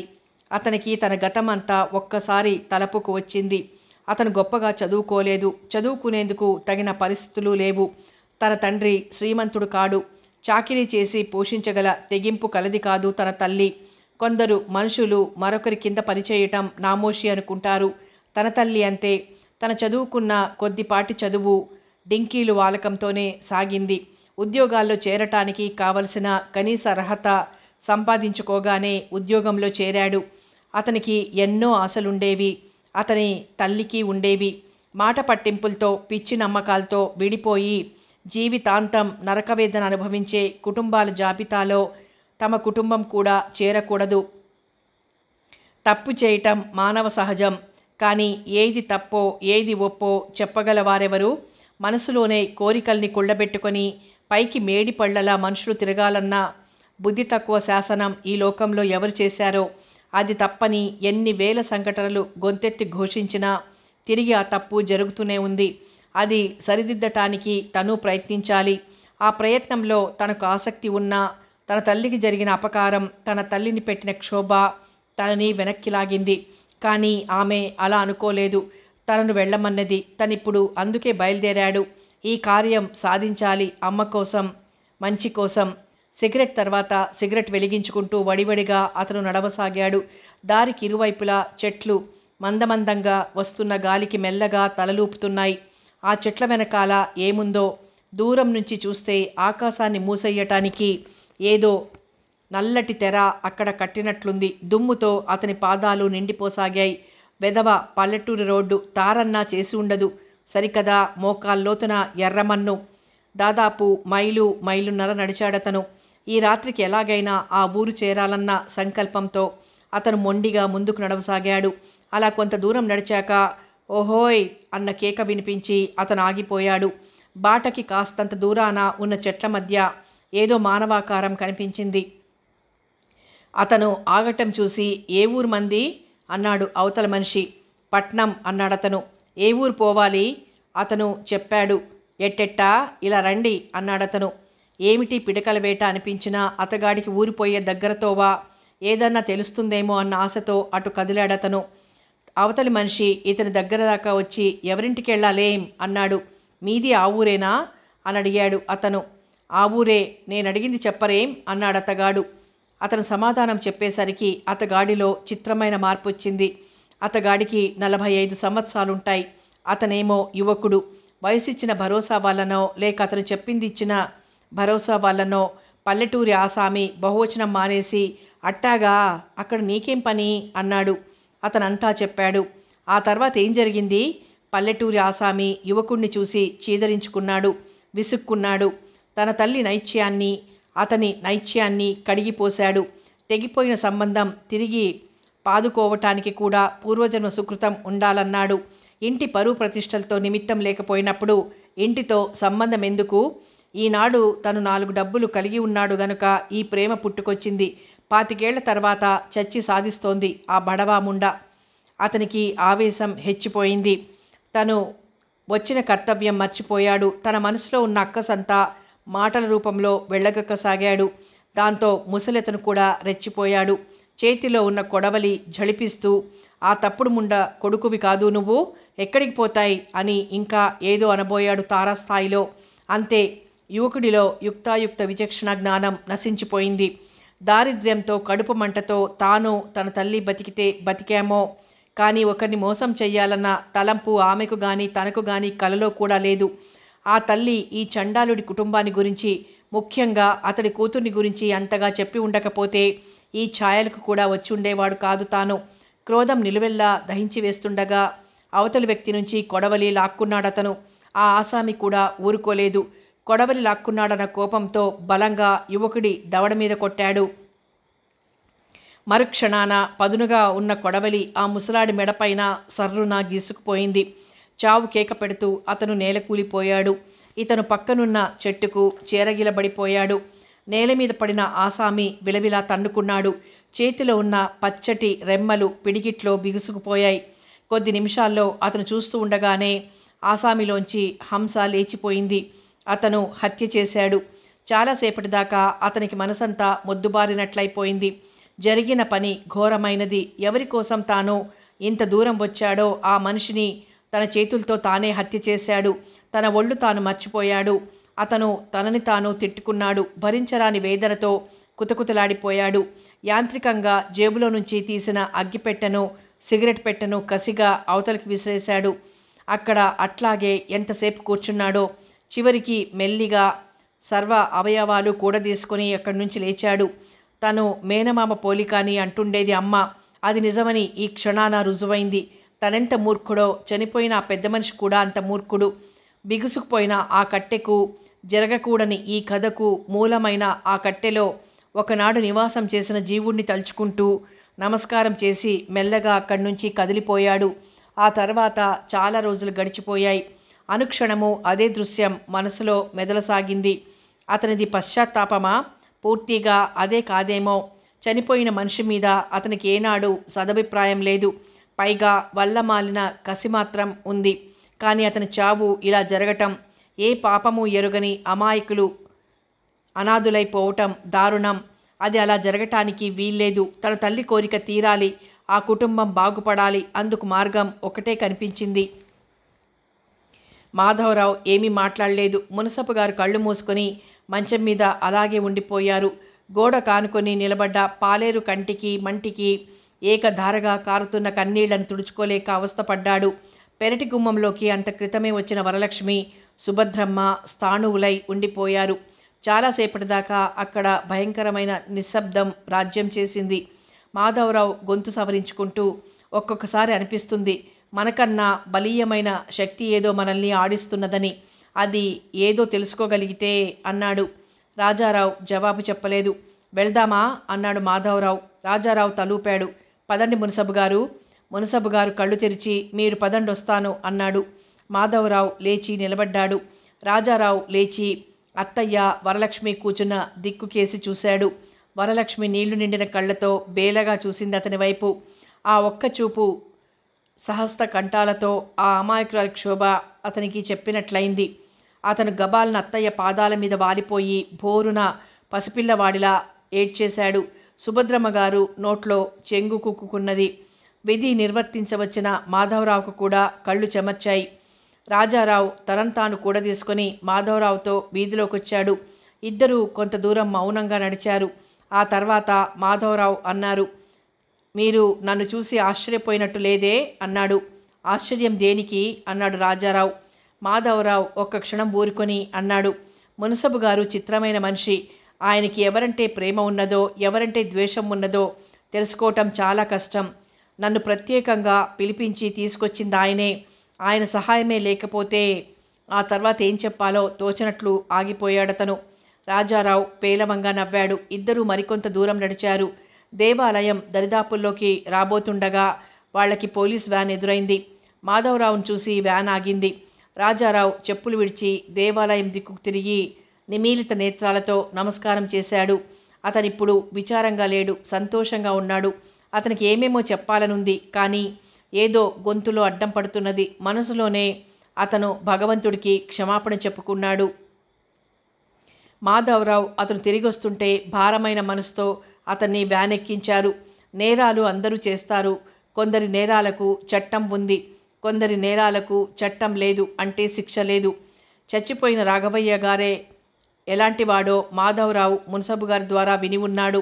ఆయన చేసింది ఏముంది మంచి పని? అది ఎవరన్నా అలా ఆలోచిస్తారా? ఒక మనిషిని నిలువున ప్రాణం తీయటం నేరం, దానికి శిక్ష ఉంది. కానీ మనసుని రంపపు కోత పెట్టి జీవితాంతం పీల్చి పిప్పి చేసేవారి సంగతి ఏమిటి? అది ఎవరన్నా ఆలోచిస్తారా?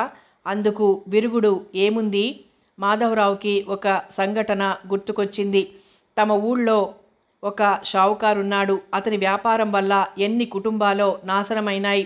అతను ప్రతి సాయంత్రాన పార్కులన్నీ తిరిగి చీమల పుట్టల దగ్గర బియ్యం పిండి చల్లుతాడు. అది పుణ్యం కోసం. మాధవరావు మునసబు గారు రావాలయ్యా అన్నాడు డ్రైవర్ తోటి.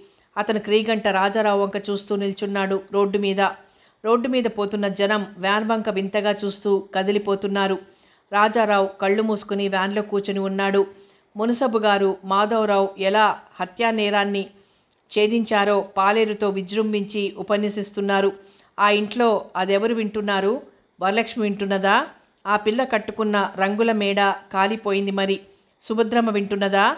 ఆమె ఇంటి మొండి గోడలు శిథిలమై జీర్ణమై గాలిలో కొట్టుకుపోతున్నాయి. ఎవరూ వినటం లేదు, వినరేమో కూడా. సమాప్తం. అసుర సంధ్య నవల సమాప్తం. మరో మంచి నవలతో మళ్ళీ కలుసుకుందాం.